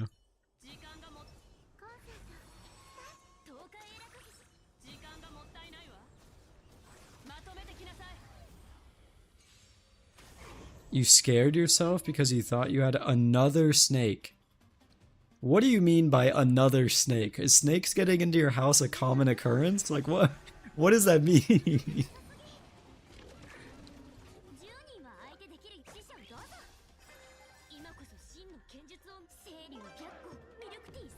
I mean, I've had a snake in my house like I think once. Like, that is definitely not something that... It's a long story. I think I'm interested at this point. Yeah, where do you live and how do I avoid this?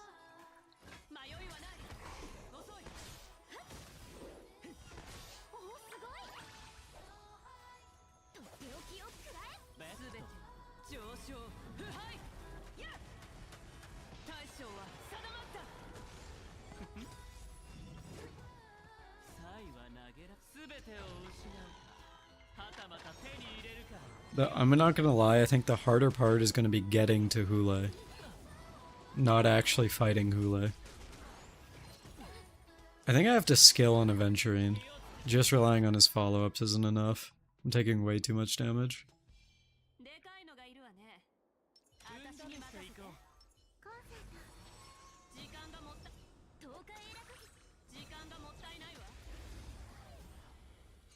Elite enemies make up a lot of the HP,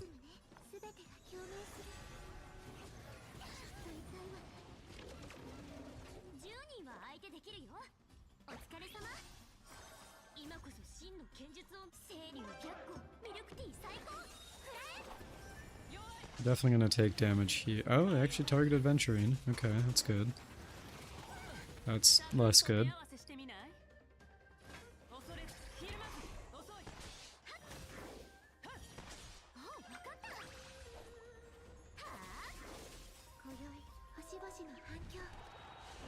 The first wave is ass. I can tell. I don't have SP. That's okay, I can get it from this.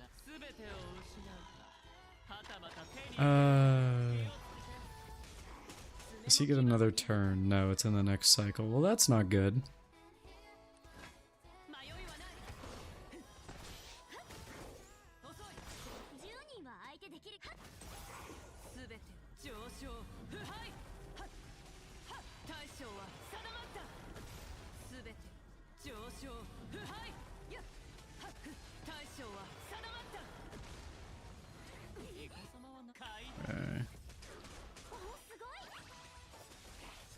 Oops, I left it on auto. Shit. That's gonna be a lot of damage. Oh, this is just not good at all.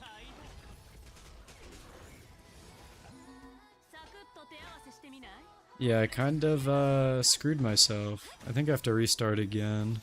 I just do not have the shields. You know what, maybe Hyacine would have been better. Oh my god. Yeah. Let me try one more time here. Hold on. I will say my Aventurine is not good. He is not built well.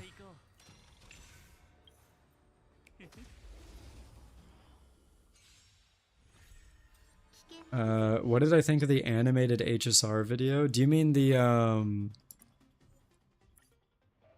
what am I thinking?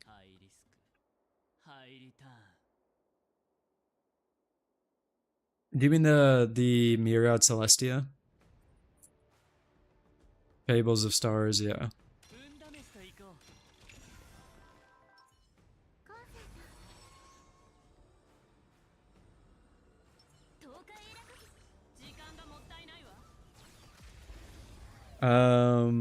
I actually need to rewatch it, to be honest with you. Because I watched it on my laptop when I was on vacation, and it's a small screen, it runs like shit. I didn't have like good headphones, so I need to rewatch it and actually get a better feel for it, but I did think it was pretty cool. So there's that. Do I run the Gepard light cone? No, I'm currently running the I run the March light cone. Or not the March light cone, what am I saying? The one that has Topaz on it that applies burn, because I usually run him in Acheron teams. Watch it on stream. Yeah, I guess I could. Yeah. Trend, yeah.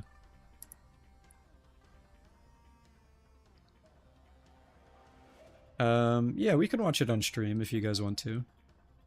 I have to figure out audio though, so hold on.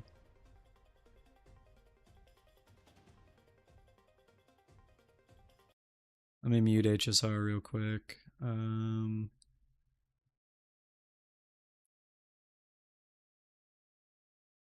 Window capture.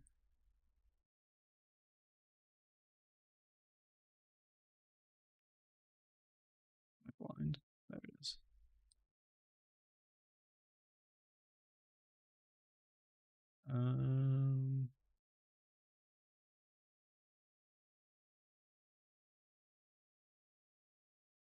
Okay. Make that bigger. Oops. I have to move it down. Yeah, bear with me a sec.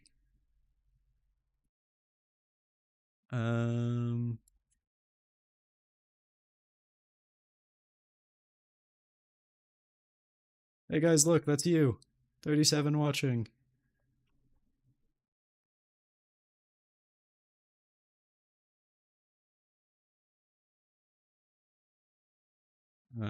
Okay, it's this.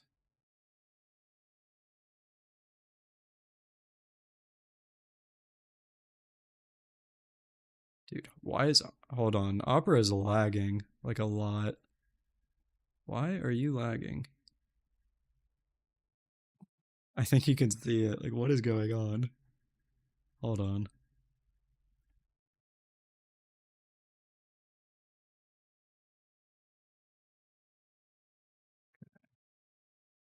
Up the quality.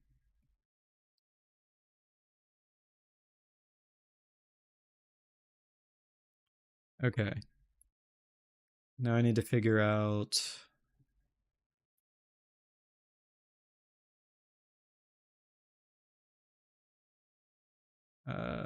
how to make you guys hear it. Sorry, give me a second.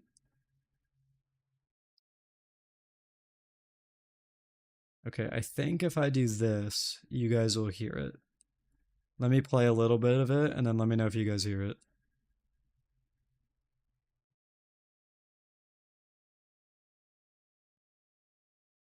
If you guys hear that, then we're good. You can't hear? Shit.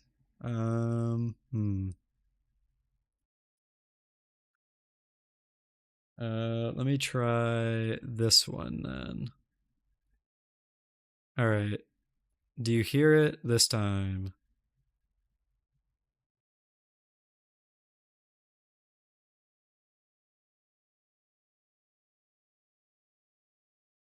Still no? What the hell? Alright, Rayson. Catch you later, dude. Why can you guys not hear this? Hold on. Is it like advanced property? Sorry, I am trying to figure this out. I apologize. Maybe this. I'm not as a hero. Okay, I think that worked.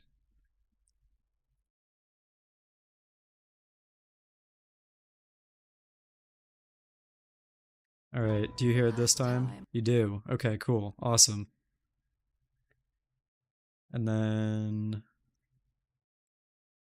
Yo, Kurt, what's up, dude? How's it going? We were about to watch the new Myriad Celestia from a few days ago. Alright, so if you guys can hear this, here we go. The last time I was on the Yuchue was centuries ago. Pity that you now come not as a hero, but a prisoner. Put the abundance in their grave, empty talk. The divination matrix will naturally determine whether your words are trustworthy. Fine. As we always say on the Cienjo, seeing is believing. I remember... has already begun in the Abacus's calculated future.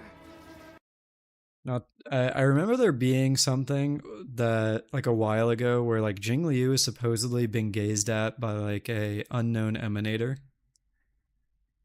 And I remember I read on Reddit the other day that people were thinking that it could have been, like, Jing Liu is, What am I saying? She's being fooled by one of the destruction people. Like Fantilia is like fooling her or something.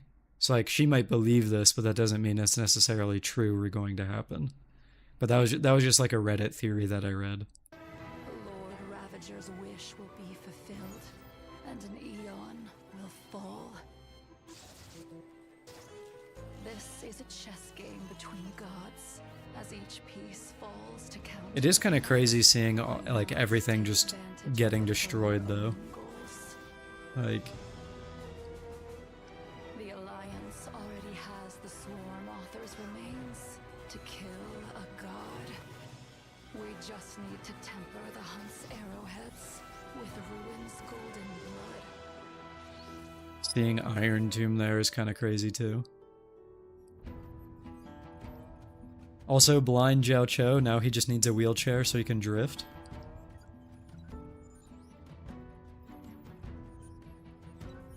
A colleague told me that the Xianzhou Alliance is not our enemy. So why not join this great feast? And observe how billions of beating hearts walk into irreversible demise. Okay, this is all the Ravagers, right? So that was the one fighting Harmony. This one's Fantilia.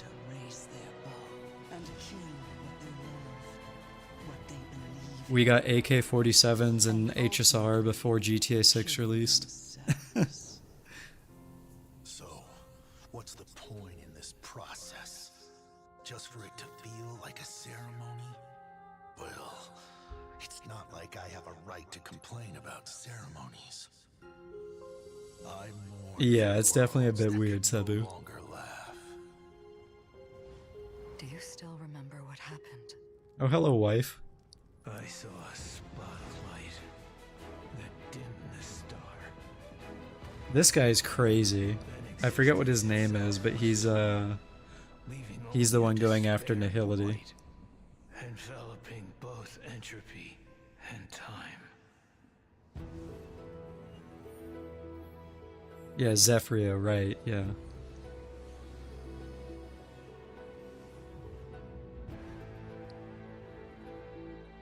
We salute thee, blemished one. In defiance of the cosmic roots that bind Wait, Fantilia looking kind of bad, I can't lie. magnificent ruin.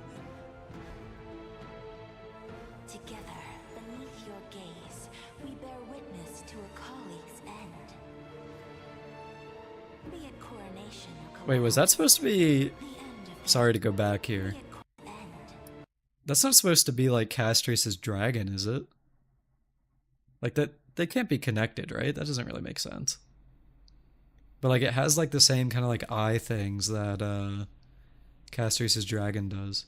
Oh, that's the Doomsday Beast. Okay, okay. That makes sense. Be it coronation or collapse, the end of their yearning is the same.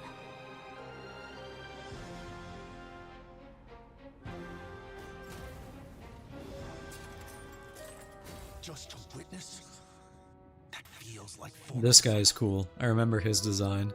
Even if every genius in the cosmos dropped dead, what's that got to do with us? Still not enough for you? The This guy's so fools cool. Yeah, a hand guy.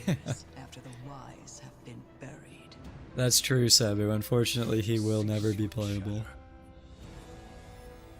The sun has risen from the end of This is just Zephyrio aura farming again. He already destroyed 4 planets, now he gets to aura farm. Once its ship, the erudition's calculations will meet the end.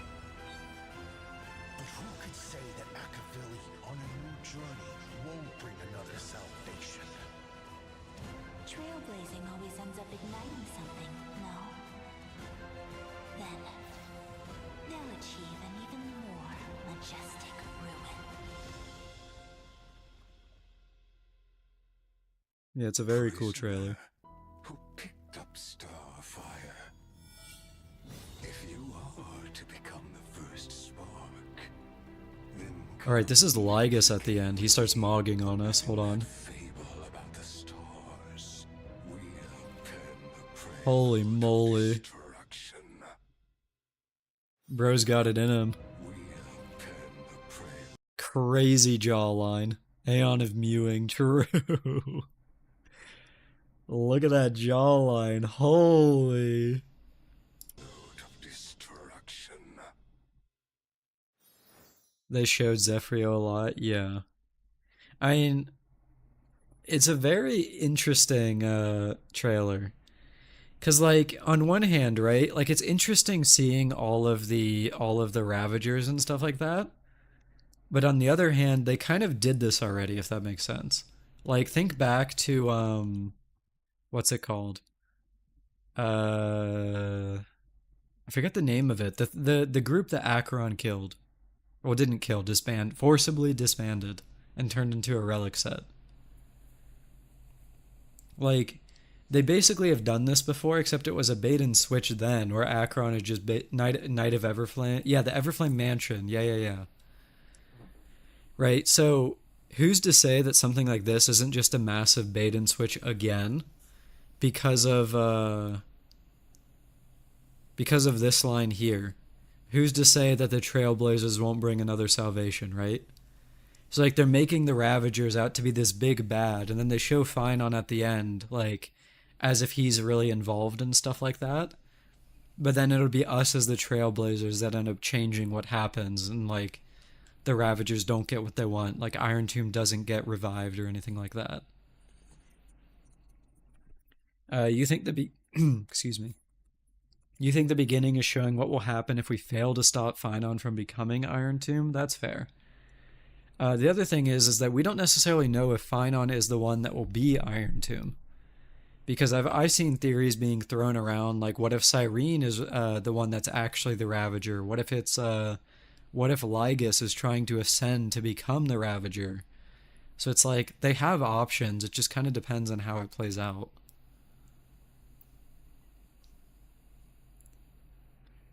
Also, the other thing to keep in mind is that a large portion of this was related to what Jingliu saw, right? So like if Jingliu has been fed false information, and whether her words are trustworthy or not, like if it ends up not being trustworthy, then all of this could once again be a bait and switch.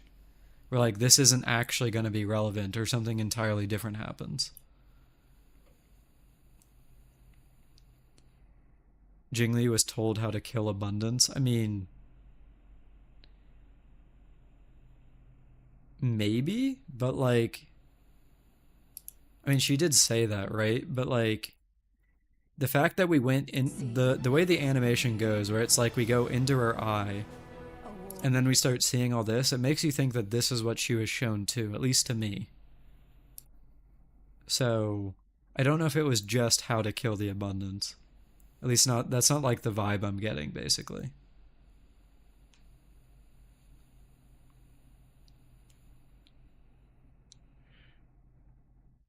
It's a follow-up from the scene at the end of 2.5. Yeah. Sampo also has to show something because he wanted his mask back. True, yeah. I mean, that could be related to this guy, because this is the guy that's supposedly going after Relation, right? I think it was, hold on. Let me close this for a second so I can pull it up. HSR Twitter.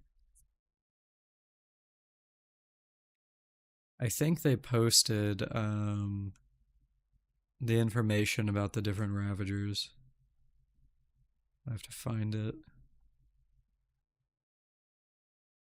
I think they posted it on Twitter.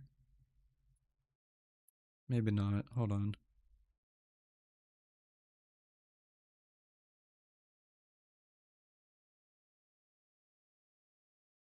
Give me 1 second. I'm trying to find the tweet that they put out about them.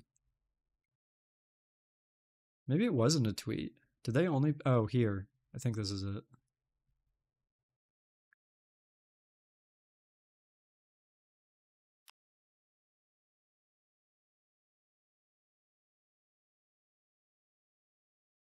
Yeah, so let me zoom in here. So Asat Pramod is the hand guy. And he's the destroyer of Elation. Zephyrio was targeting Nihility.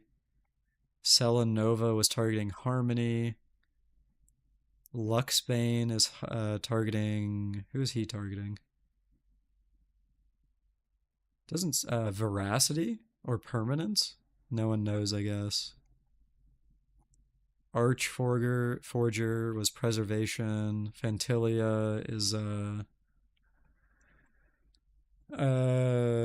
forget what Fantilia was doing. Was she trying to kill the Abundance, or was she trying to do... Oh, the Hunt, right. Hunt. And then Iron Tomb is Erudition, because he hates technology. So it's like... Yeah, I mean, it'll be interesting to see what they do with this. I'm really just hoping that they don't do another bait and switch like they did with the Everflame Mansion. But who knows? We will see. All I can say is 3.4 is going to be interesting. So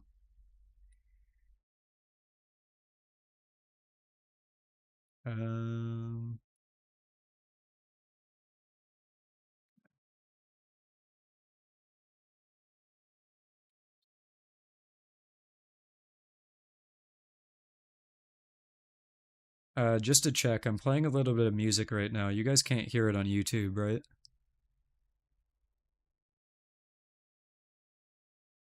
Just to make sure my audio's good. And it's not feeding music over to YouTube. You can't? Alright, good. Yeah, you're not... I can't play any music on YouTube because of copyright, so... Good to know.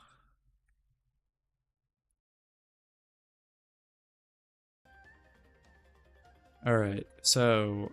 I need to use a venturing skill. So I'll have to take a hit from these two guys.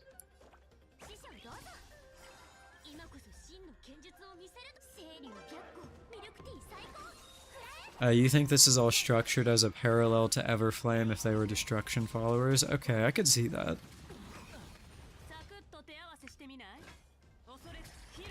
Okay, so I have to tank this hit, and then I can shield.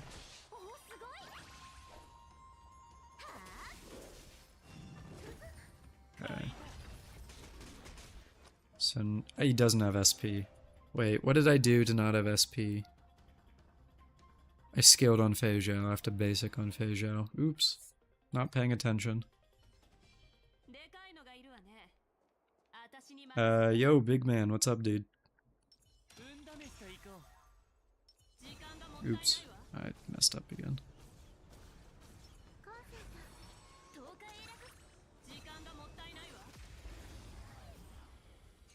Luxbane is an ex-Leviathan, and Veracity and Permanence both had Aeons that were Leviathans.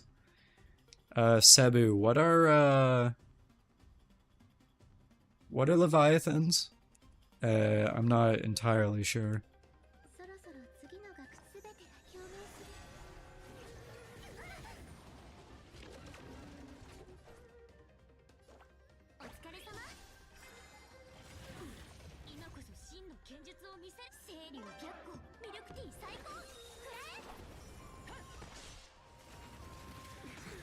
Okay, so I have to basic here. Wow, my Fei Zhao took a lot of damage.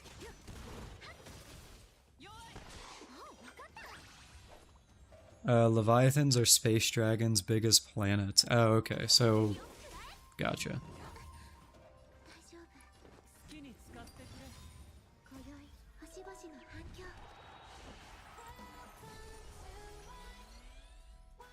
Unironically, I think... Oh no, I could ult here and get more shield. Why does no Ravager oppose the Trailblaze? Every time I mess up from being distracted, I go and dep $1. Every 5, I buy one of you a monthly pass? Damn, that's harsh. I'd be buying the world monthly passes at that rate, Kurt.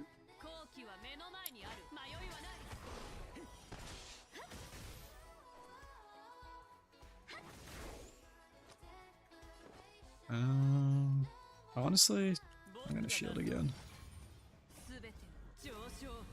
Surely with all these shields there won't be a chance for me dying, right guys? Haha, right?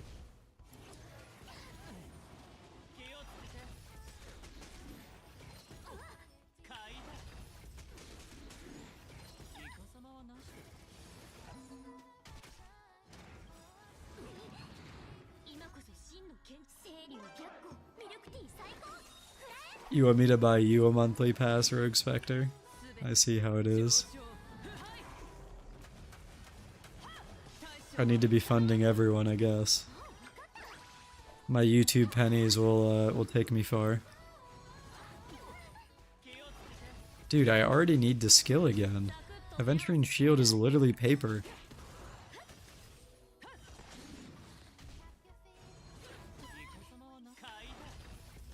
Yeah, I'm not gonna lie, I think I just need to bring Hyacine to this half. This is not gonna work.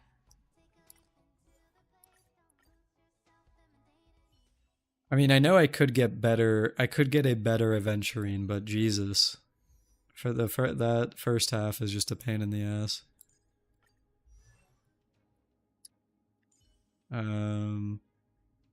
Yeah. Do I have a def shirt? Honestly, it's probably better to just not even bother with set bonus and just go full defense. Let me see.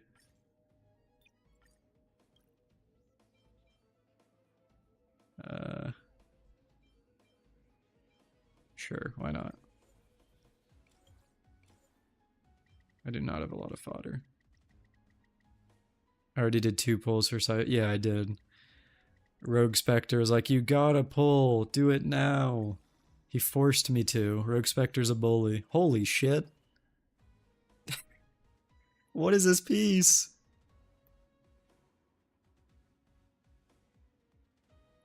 Anyway.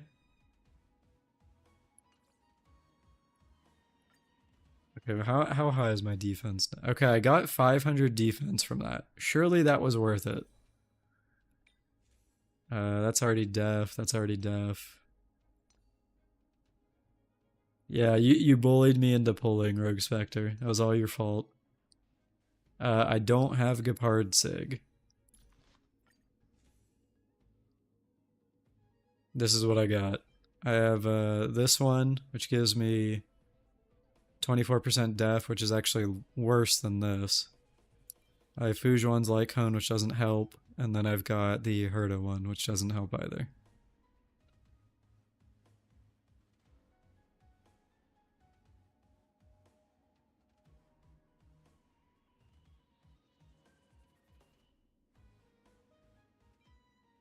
So honestly, this is probably the best I can do.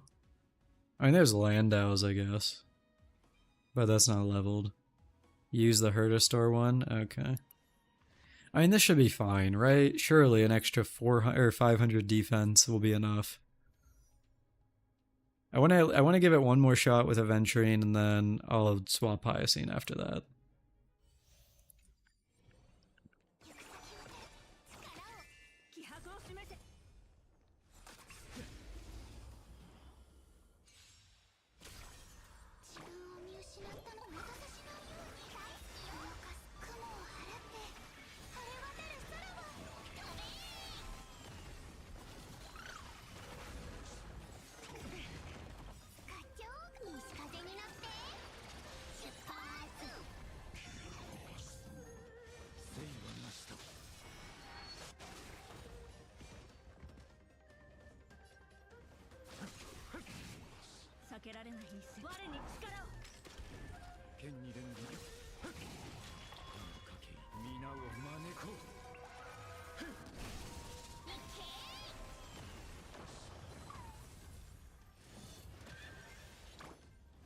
Hyacine getting whacked there isn't even a bad thing.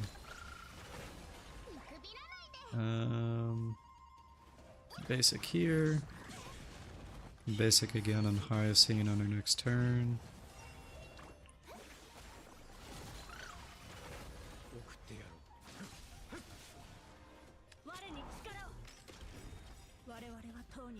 I mean, the harder part, Rogue Spectre, is going to be Aventurine on the second half. Not this. I mean, this first half is whatever. I can clear it. I've cleared it twice already, so I literally just want to get to, I just want to get to, Hule so I can see how Fei Zhao does against him. But I gotta deal with the first half, dudes first.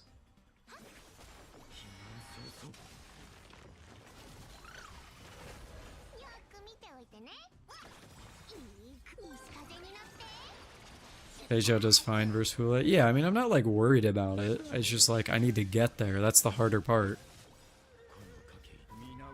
I probably should not have ulted here, but whatever. Even as early as 2.5, Lingsha already showed some advantages over Aventurine in the Fei Zhao team. I mean, yeah, there was some, yeah. Alright, I can just ignore the horse. Just focus on the swarm.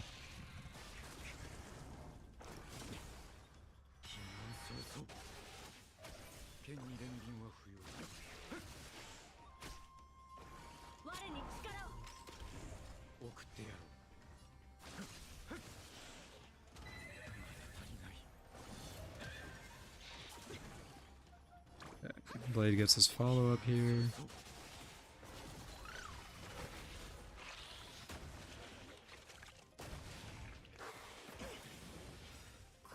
Probably didn't need to pop that, but whatever.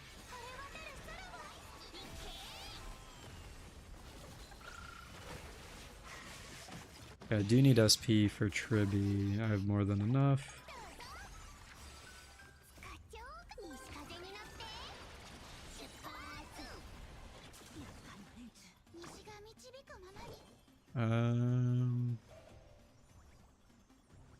Blade's Hellscape is gonna end, so I need 2 SP here. Yeah, I can scale here.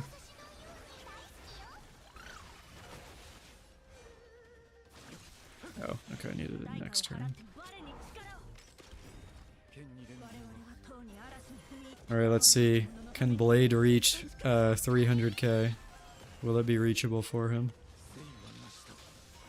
Does he get it on the follow-up? He got it on the follow-up. What about the ult? The other side was reachable. Almost there on almost there on the actual raw damage. That was a 279 ult. Not too shabby.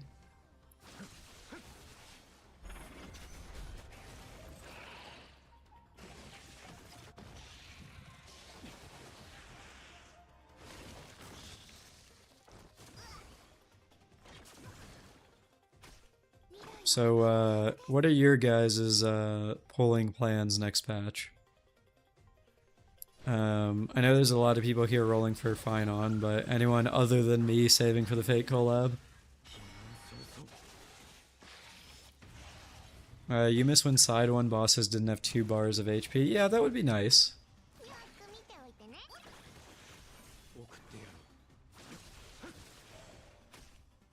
You're going for Sparkle E2, Sunday Sig, Archer E1, Saber, and Saber Sig. All in one patch. I hope you have a, I hope you have quite a large credit card, I will say that. That's a lot, Jesus.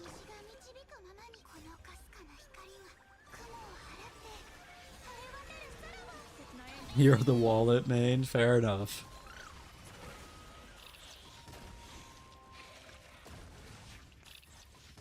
You're saving for 3.5. What are you saving for in 3.5, Wiz? Are you going for, Hysolins, or are you going for, Saridra?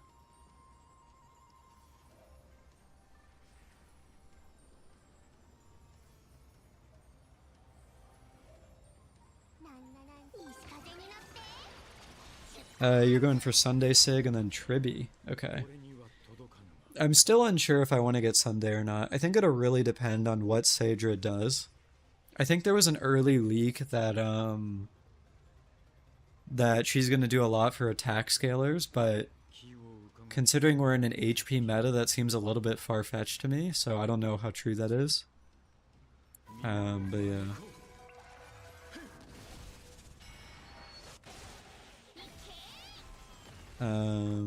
Aside from the Fate collab, you're thinking who else you should pull for? You need Sunday though, you don't want to pull for him. You could use his light cone on Sparkle. What are you planning on What are you planning on using with your Saber Neophyte, assuming you're pulling for them? Like, what's your team gonna be without Sunday?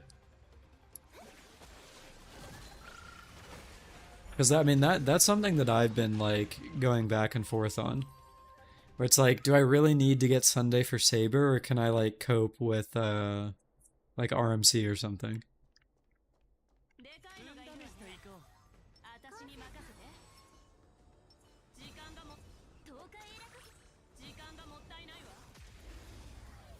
You think they're going to release a support that's good for Dot and Saber and Finon, so probably an attack buffer with some tweaks?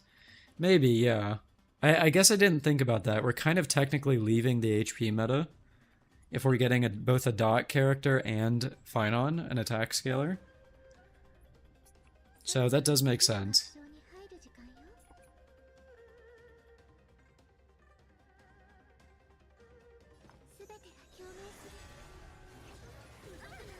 Dude, these things do so much damage.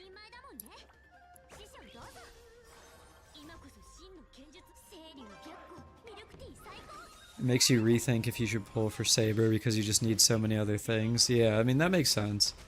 I mean, for me, like, even if I don't have the team for her, I'm still gonna go for her. Just because it's, I mean, it's Saber. I'm a huge Fate fanboy, it is what it is, but... yeah.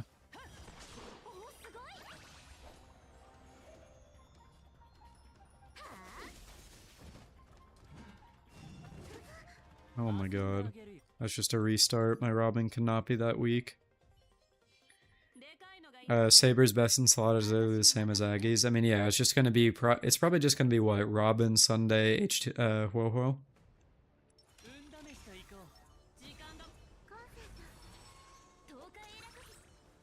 I mean, it's just the classic hyper carry from what I know.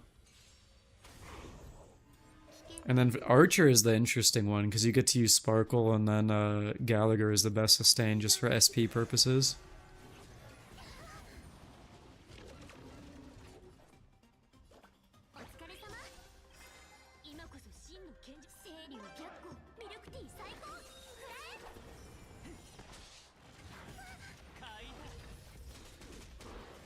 You're gonna pull Saber in 3.6. That's fair. Yeah, I mean, that is the thing. You could also wait, right? So, like, if the collab banners are actually going that long, it does actually make sense that you just wait for, to see what's coming, right? Because, like, maybe you don't want what's in 3.5, but what if you do want the stuff in 3.6?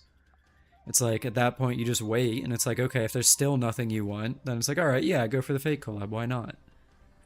But, yeah. You're probably gonna take a nap after this stream. Yeah, I mean, definitely take a rest if that's what you feel you need.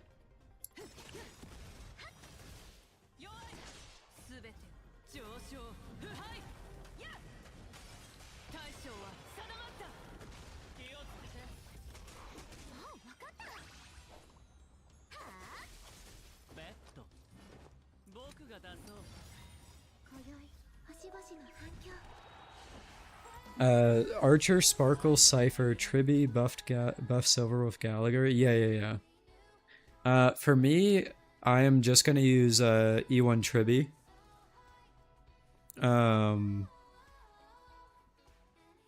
Because I don't really want to roll for Silverwolf or Cypher. But yeah. I ulted without Robin ult Kurt so that I could get an Adventuring skill off. Without my team taking damage. I don't know if that was the right play, but it makes sense in my head. Because breaking that guy on the right, he was the one that was gonna attack, so...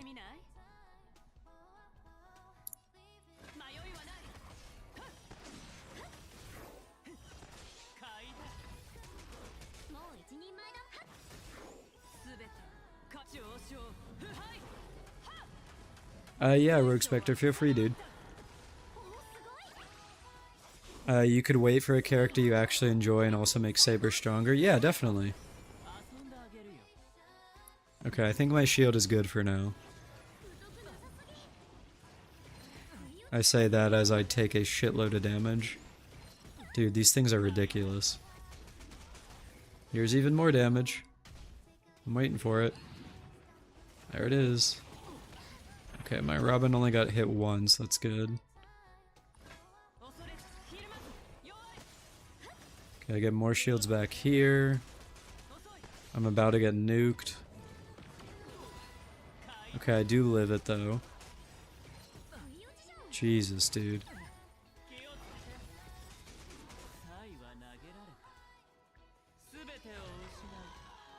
Full blade in 3.4 because he has a 75-25. That's honestly true, yeah.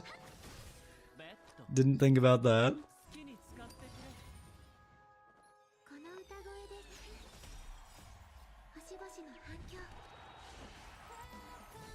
Your Venturing can tolerate this skill list because he has like 4k defense. I mean, I after swapping his shirt to defense, I have 4.4k defense, and I'm still getting shredded. So like, I don't even know.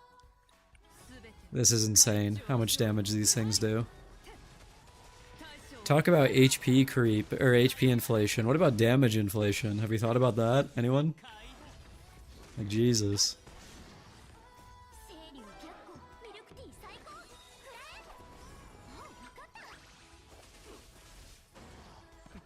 Oops, I left it on auto. Okay.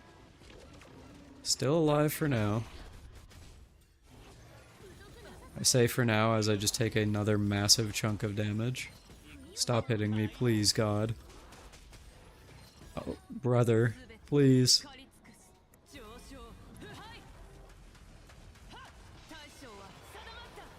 Aventurine falling off. Yeah, that's what it feels like, unfortunately. This was the guy that you would literally never die with if you had him back in 2.x. Now here we are. Okay, looks like we made it to Hule. Here we go.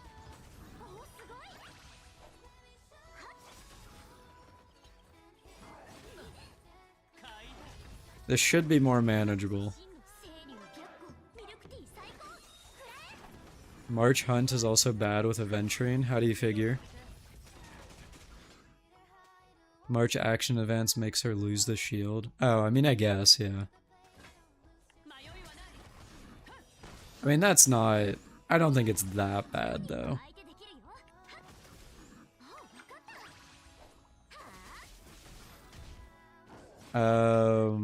Yeah, I'm messing around with Fei Zhao and MoC Pinkumi.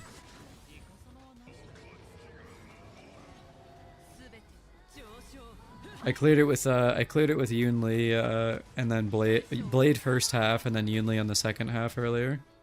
But I was just seeing how Fei Zhao does against Hule.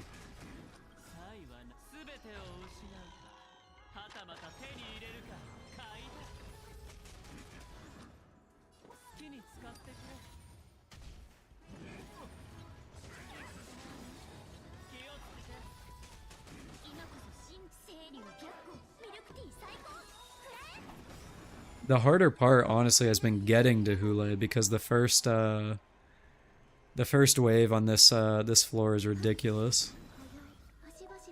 Okay, I can break him here.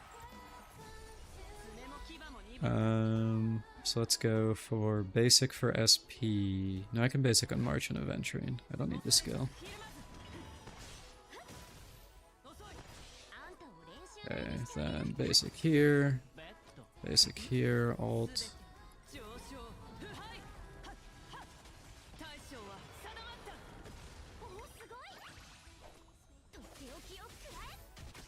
That's not too bad. Oh, the Finance trailer is out. I can pull that up if we want to watch that. Let me finish this round and I can pull it up on stream.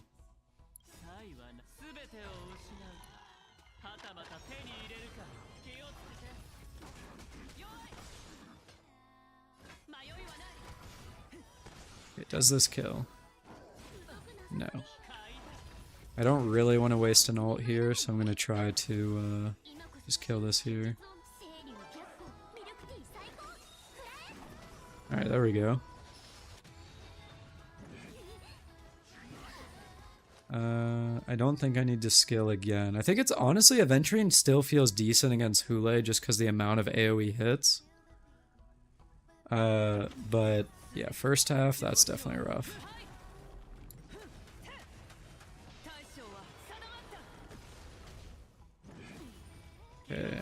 Some more shields. You got a 1 cycle, never thought you would struggle.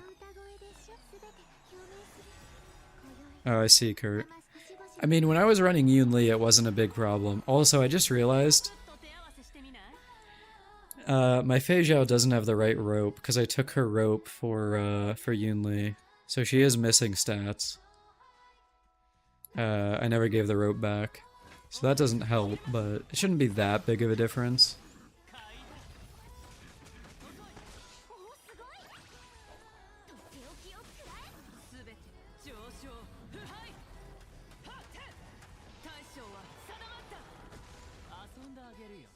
You're never forgiving your Fei Zhao. You're never forgiving Gepard for taking your Fei Zhao. Oh, did you lose your 50-50 to him, Rogue Spectre? You share relics like crazy. Yeah, I try not to do it too often, but sometimes, yeah. Oh, I just realized my Robin shield is quite low. That's not good. Ah, we're chilling. She'll be fine.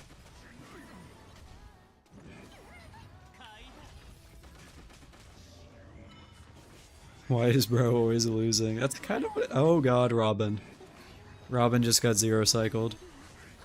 Oh my god, guys, hail global passive. Oh wait, it's gone. Okay, I thought I was fine, and then I wasn't. That's funny.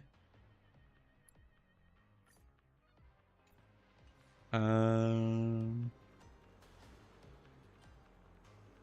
is anti-global passive, yeah. That's rough. Alright, let me pull up the, Fei Zhao, thingy. Or not the, what am I saying? The Finon trailer. We can watch it together.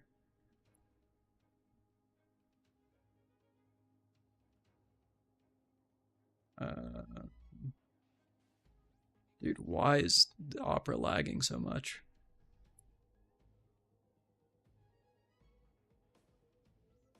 Alright, HSR.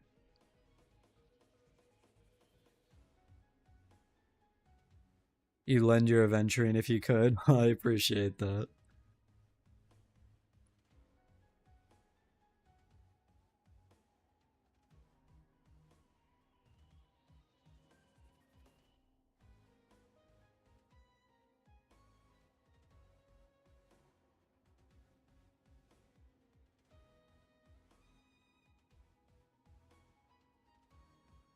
I genuinely don't know why Opera is lagging so much, jeez. Alright, I'm gonna play a little bit of the beginning. Let me know if you guys can hear it. Actually, let me full screen it first. Hold on. We'll get there eventually. Wait, hello? Full screen? For some reason it's not full screening? What is going on? Okay, hold on. I'm gonna restart Opera. It's like bricked.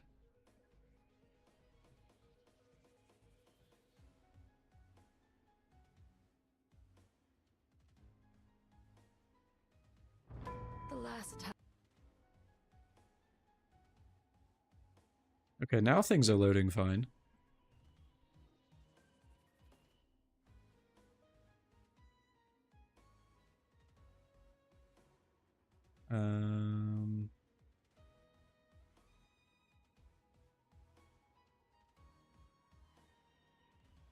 But now it's not. Oh my god.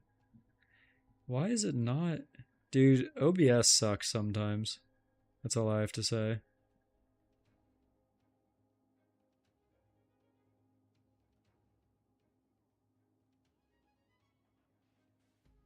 Alright, we're moving over to Firefox. Opera is not it.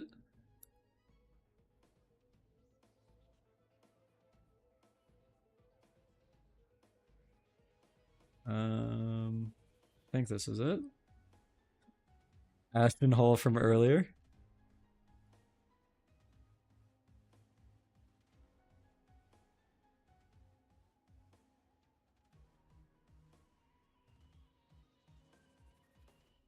Um,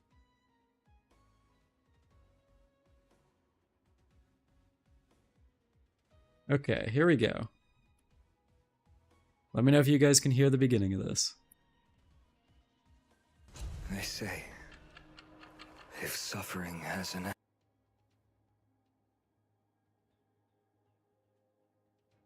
You can hear? Alright. Cool, cool. Here we go. They say, if suffering has an end, then I will be the deliverer. But why is there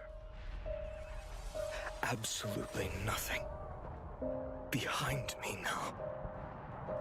After Oh, they're it's going over, dark with this. I'll open a tailor shop. It wouldn't be bad to live for yourself. I want to be a normal person. Wait a minute. That's not a wish.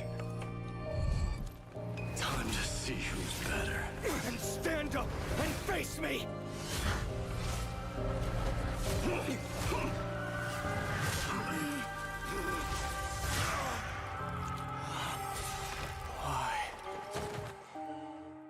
Why did you? Holy shit. Take them all away from me! May this world never again need a deliverer. Fine enough, Ides Elysiae. What is your dream? They have not done a trailer like this before.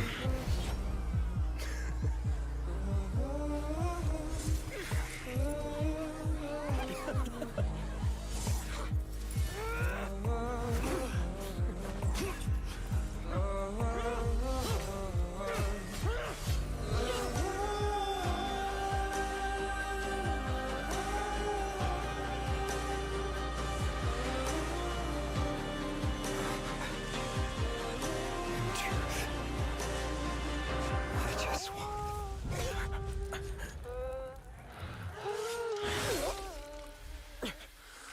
Oh shit.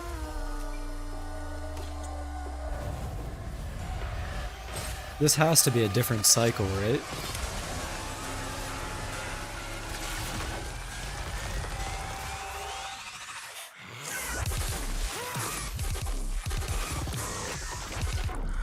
I think so, Neophyte.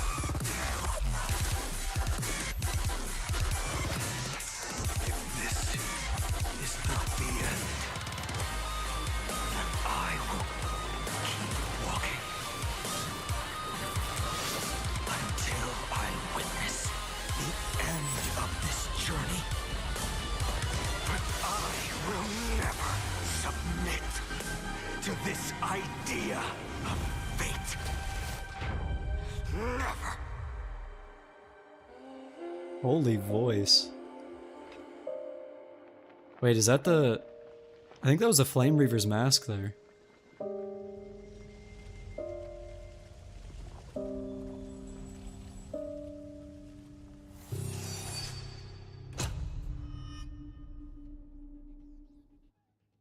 Holy shit. Also, Neophyte, this number here, the theory right now is that this number is the amount of cycles that Phynon has gone through.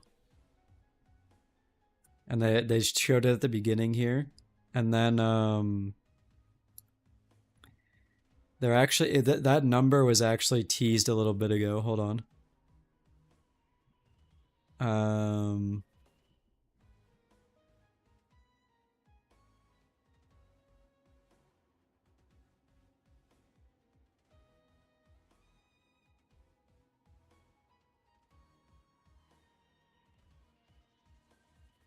In this one, this is the cooking one. It was Becoming teased a somewhere. chef means offering all of yourself up to satisfy the taste buds. Just keep a lookout for of others. numbers here. Hold on. But will you be the one left standing at the top? I've already paved the way for you. If you don't want to succeed me, then leave. Can I still do this? Of course. You just need... Do you still need help? Everyone, go create your era.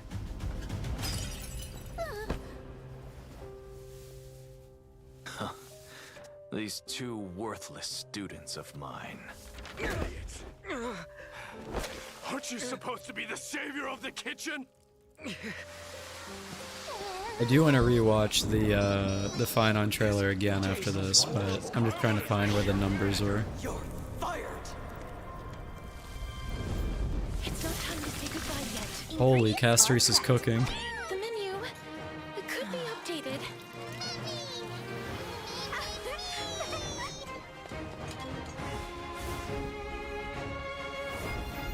Welcome to the Grand Crisis. I still think Grand Restaurant is a better name. It's here somewhere. I swear to God, it was in here somewhere. Is it here? Or maybe not. I remember seeing it. It's somewhere in here that they tease the number from the from this. I'm not sure where it is in here. I didn't spot it, but it's in there somewhere. Anyway, I want to rewatch this because this is insane. All right, one more time. My first reaction was holy shit, but If suffering has an end, then I will be the deliverer. But why you're assuming is we there join the next cycle? absolutely nothing behind me now? I mean, I will say that, like, After it's over, we're not in this trailer at all, neither us or Dan Heng. So, like, this isn't necessarily... Like, this could be the previous cycle, right? I want to be a normal person. That's not a wish. I don't remember what the number was at the very beginning, compared to the one at the end. And stand up and face me!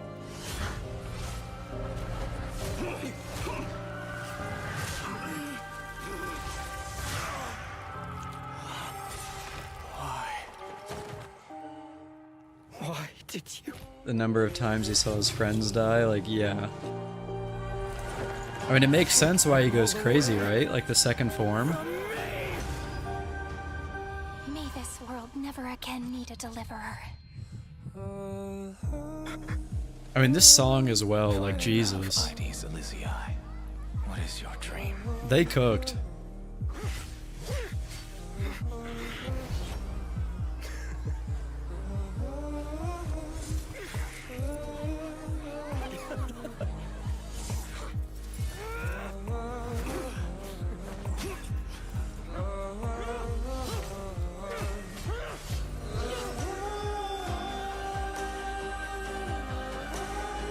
I mean, this right here has to be, like, old, right? Because he's at his Ides Elysiae, or however you say it. I just want.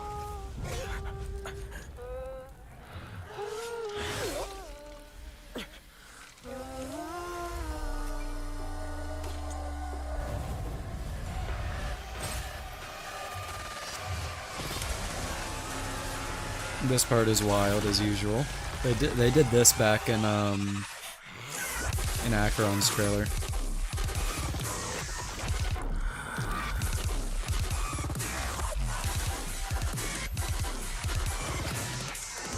This is not the end.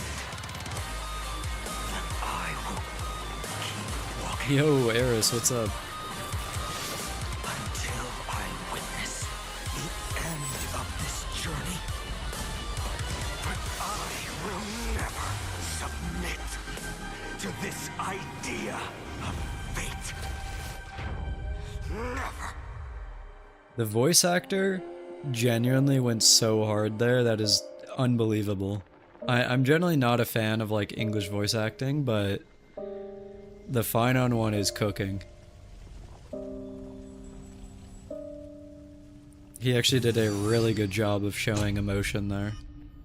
Okay, so this is 33550336. Is that different from the beginning? The beginning is 1. So right here, this is 5 cycles ago. They say, if Okay, then it's suffering moving has an up. end, and it stopped at 4. Suffering has an... I mean, that could be unintentional that it stopped at 4. Like maybe they didn't mean it for it to stop there. But this is definitely either 2 cycles ago or 1 cycle ago. This trailer, I think, just based off of that. Then I will be the deliverer. Oh, actually, I guess the other way to look at it, though, the other way to look at it is that this is the current cycle, and him going into his new form is a new cycle starting. That's another way to look at it, I guess. So this could be the past, or it could be an illustration of what happened in the current. Although I will say it would be weird if it's what currently happened, because neither us nor Dan Hang are there. So that's something as well.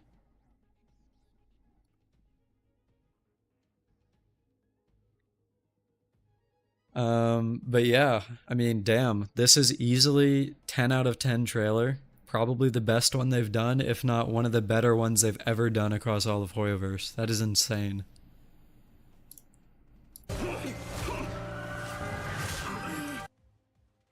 You think it was 2 cycles because in the previous cycle the Titan was Calypso and Nias and stuff.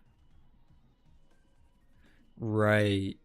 And, oh yeah, and then as Rogue Spectre said, Castoris died too, and that didn't happen. And Aglaya made it to the end. So it can't be the current cycle, so it has to be... Yeah, but that's weird, right? Because, like, as Rogue Spectre, or as, I don't know how to say your name, I'm sorry, but as the character person said, 2 cycles ago. So does that mean that it's a back and forth? So, like, one cycle will be the cast we know, like Castoris, Inoxa, Aglaya, etc. And then the next cycle is the Titans like Nias and Calypso and shit. Like and then the cycle after that we're back to Maide, Inoxa, etc. They switch every cycle, right? Yeah. I mean that would make sense though. That makes complete sense then, right? Because it's if Maide becomes the Titan, right?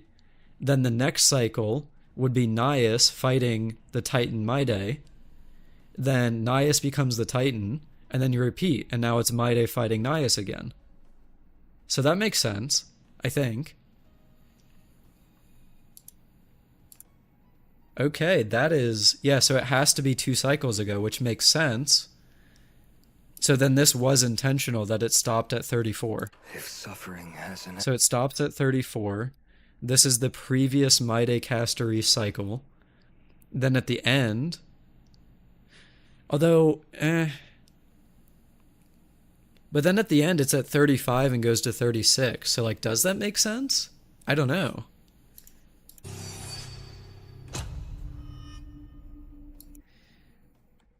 Man, this is a lot to think about, to say the least. It's a very cool though.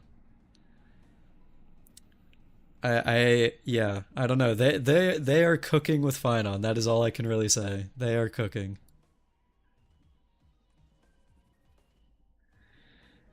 All right. I think with that is probably a good point to end the stream. That is a high note to end the stream on. That was very fucking cool. So, for those of you that came out to hang out, I appreciate you.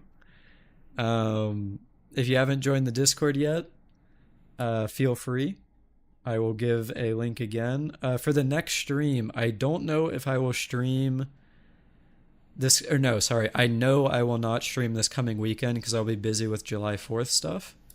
But I will definitely be streaming on the night the Fate collab goes live. So there's that. If you have not joined the Discord yet, there's a link to it. Feel free to join. Hey, Munch Muffin. Yeah, the Finon trailer was crazy, so yeah.